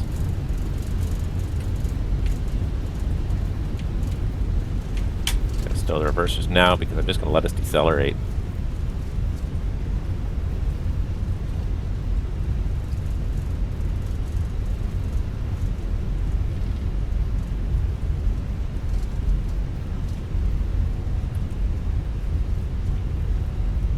$70 knots. Retard. Retard. So this guy's 5 miles. Interesting. It still thinks I'm in the landing. I just was going to bring up a little bit of thrust. Retard. Retard. And it's telling me to retard the thrust levers. Isn't that interesting? Just trying to roll most of the way down the runway here so we don't taxi forever. That's why I'm watching behind me. I can see the guy's 5 miles final, so I know I'm not causing him a problem. We don't have any ATC, but I know I'm not causing a problem because I can see where he is. And he's at 5 miles final, so I've got time to roll all the way to the end and get off the runway, and he'll still be okay. So he gave me plenty of space, which is nice. I mean, if it's not too busy, you give people enough space that they can get off the runway at their leisure. But why even use the brakes, let alone the reverse? I probably didn't even need the reverse at all.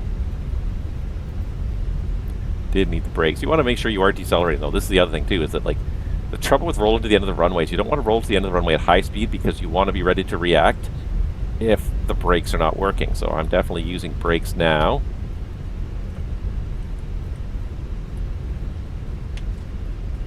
And they're definitely working. But you don't want to get to this point and find out that your brakes are not working, so you definitely need to use them a little bit.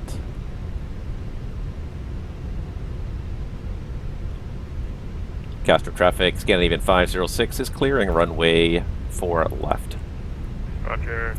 Ryanair 1 Kilo Whiskey, landing 04 left. Alright.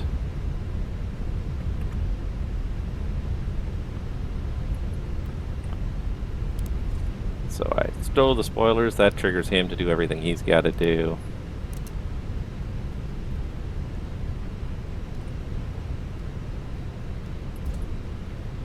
And then I'm going to really quickly bring up my charts again here. Yeah, let's cross on Delta. So we're going to take Delta into the apron. Hopefully this works out a little better. Alright, so he's... Gentlemen, this is the conclusion of our flight. After landing checklist. With your seatbelts fastened until the captain has turned Radar off the and predictive seatbelt wind sign shear and system. aircraft Off. parked safely at After the landing checklist This will completed. be your indication it is safe to move about the cabin. Gather your Okay. belongings to disembark. Very good. That was a pretty nice landing. That worked out really nicely. We appreciate Doesn't your look that wet down and here, hope but to see because they you call it again on a 555, I'll future just leave the anti-ice on. Sometimes the sim does not remember wet conditions if it was not actively raining when you were when the airport loaded. Clear left, clear right.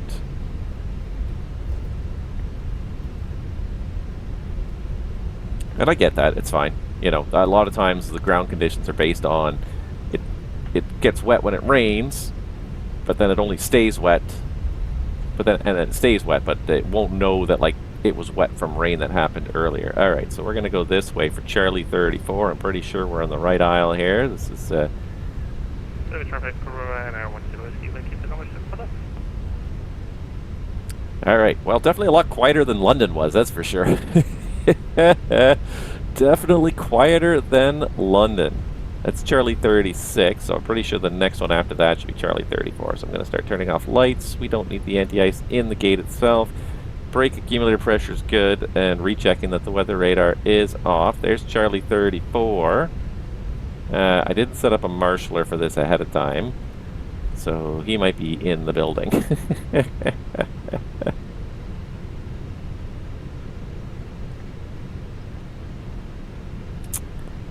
I feel like he's in the building. I shouldn't be taxing in with this pylon sitting there, but I'll just let it slide. Is that my marshaller there? That is my marshaller there. Oh, beauty. Okay, so taxi lights off. He is there. He's waiting right underneath the building. That's good. Beauty. Okay, so let's get it on the center line. I think last time we came here I couldn't see what was happening at all. I think he was stuck in the building.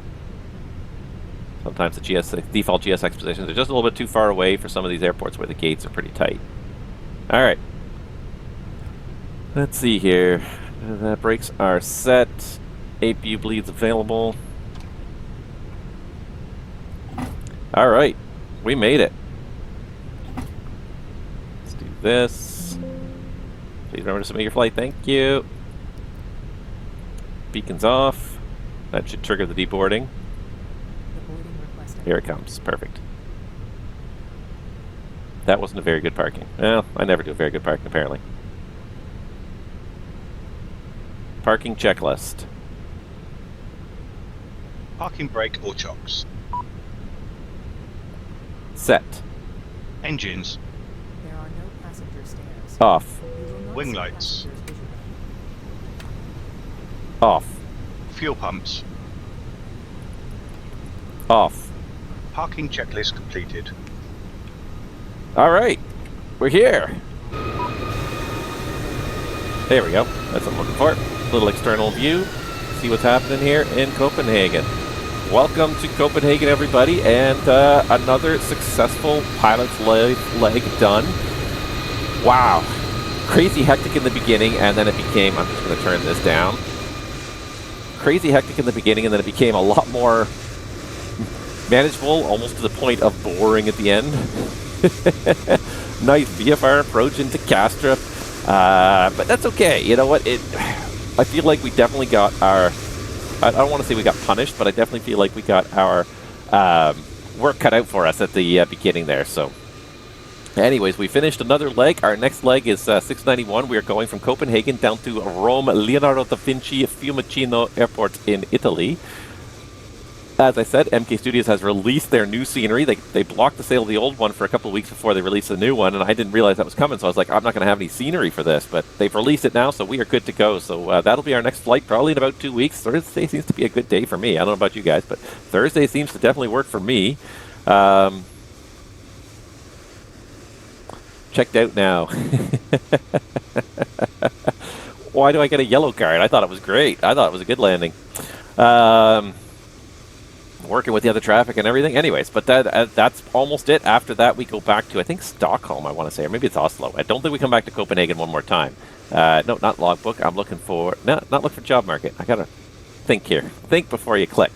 We're going back to Oslo again for the last leg. So Rome back to Oslo, and then that is it for Season 13 of A Pilot's Life, and then we'll be booting up Season 14. Maybe for Season 14 we will boot up FS 2024. Maybe it'll be the time to finally spend the money, buy FS 2024, get all my stuff installed, and not only that, the one thing I've decided we're definitely going to do is we're definitely going to fly the 350 a bit. Now, I'm not going to say we're going to exclusively fly the 350. I love the 320. You guys know that. I'm definitely going to still fly the 320 a bit. I'm definitely not going to just fly the 350, but I think what we'll do is we'll change it up a little bit here and there. So we'll do one turn in a 320, one turn in a 350. It'll definitely make things interesting on stream. I think you guys will probably laugh as you watch me try and manipulate the 350 because I'm very used to 320. 350, it's similar, but it has just enough differences, idiosyncrasies that it's going to be. I think it's going to be a challenge for me, but a fun challenge, and that's something that I'm going to something I'm gonna have to study up on, practice a little bit, so that when I do it on stream, it's not completely it's not completely my first time doing it. But yeah. Otherwise, that's it. So thank you guys so much for watching. I do appreciate it, as always. What else can I say about my pilot's life career here? It's trucking along here. I got to buy that type rating, I guess, with my 4460 in my bank account before I can do the next season. But we're slowly adding some money. We're slowly adding some experience points. I got to get to 10,000 points. So I still got another 4,000 points to go pretty much before I get to the rank of captain and get the next pay raise. $50 an hour is not a bad salary. But in order to make money, like, it just blows me away the amount of money some people have, the amount of flying they have done to earn the kind of money that they've earned. This top guy's got $802,000. We've got a lot of half millionaires in here anyways. These people have a lot of money saved away.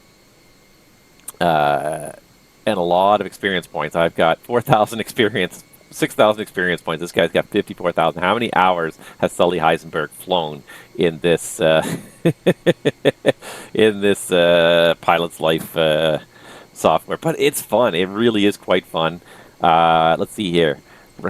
Registered flights, 2.2 million flights have been registered. And I think it's been about 2 years now. This software's been, version 2's been released, chapter 2's been released.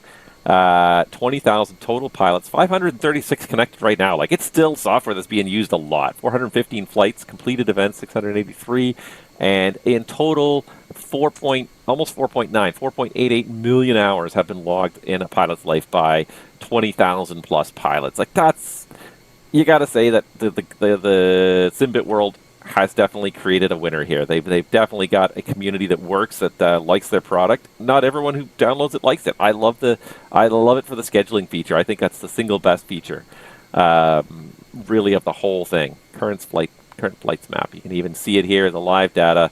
Everybody that's currently flying on a pilot. Look at the number of people that are flying like that. When you start to see it in like a world map like that, you're like, that's a lot of airplanes. There are a lot of people flying in a pilot's life right now, which is great, which is good to see. It's definitely software that's here to stay. It's not going anywhere because people still like it. They really enjoy it. 536 connected pilots, 600 plus airlines simulated, 2.2 million registered flights. I've liked it. It was the schedule generation. That was really the thing that sold me. The rest of it is kind of fun and fun around the edges, but it's the schedule generation. This whole idea of creating this itinerary you have to fly.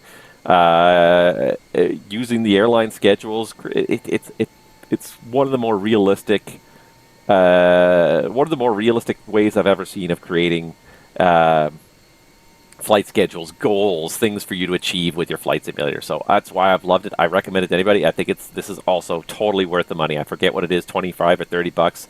Totally worth the money if you're interested in having a feeling like there's some purpose to your flying. Anyways, I think that's enough for me for today. I hope you guys have all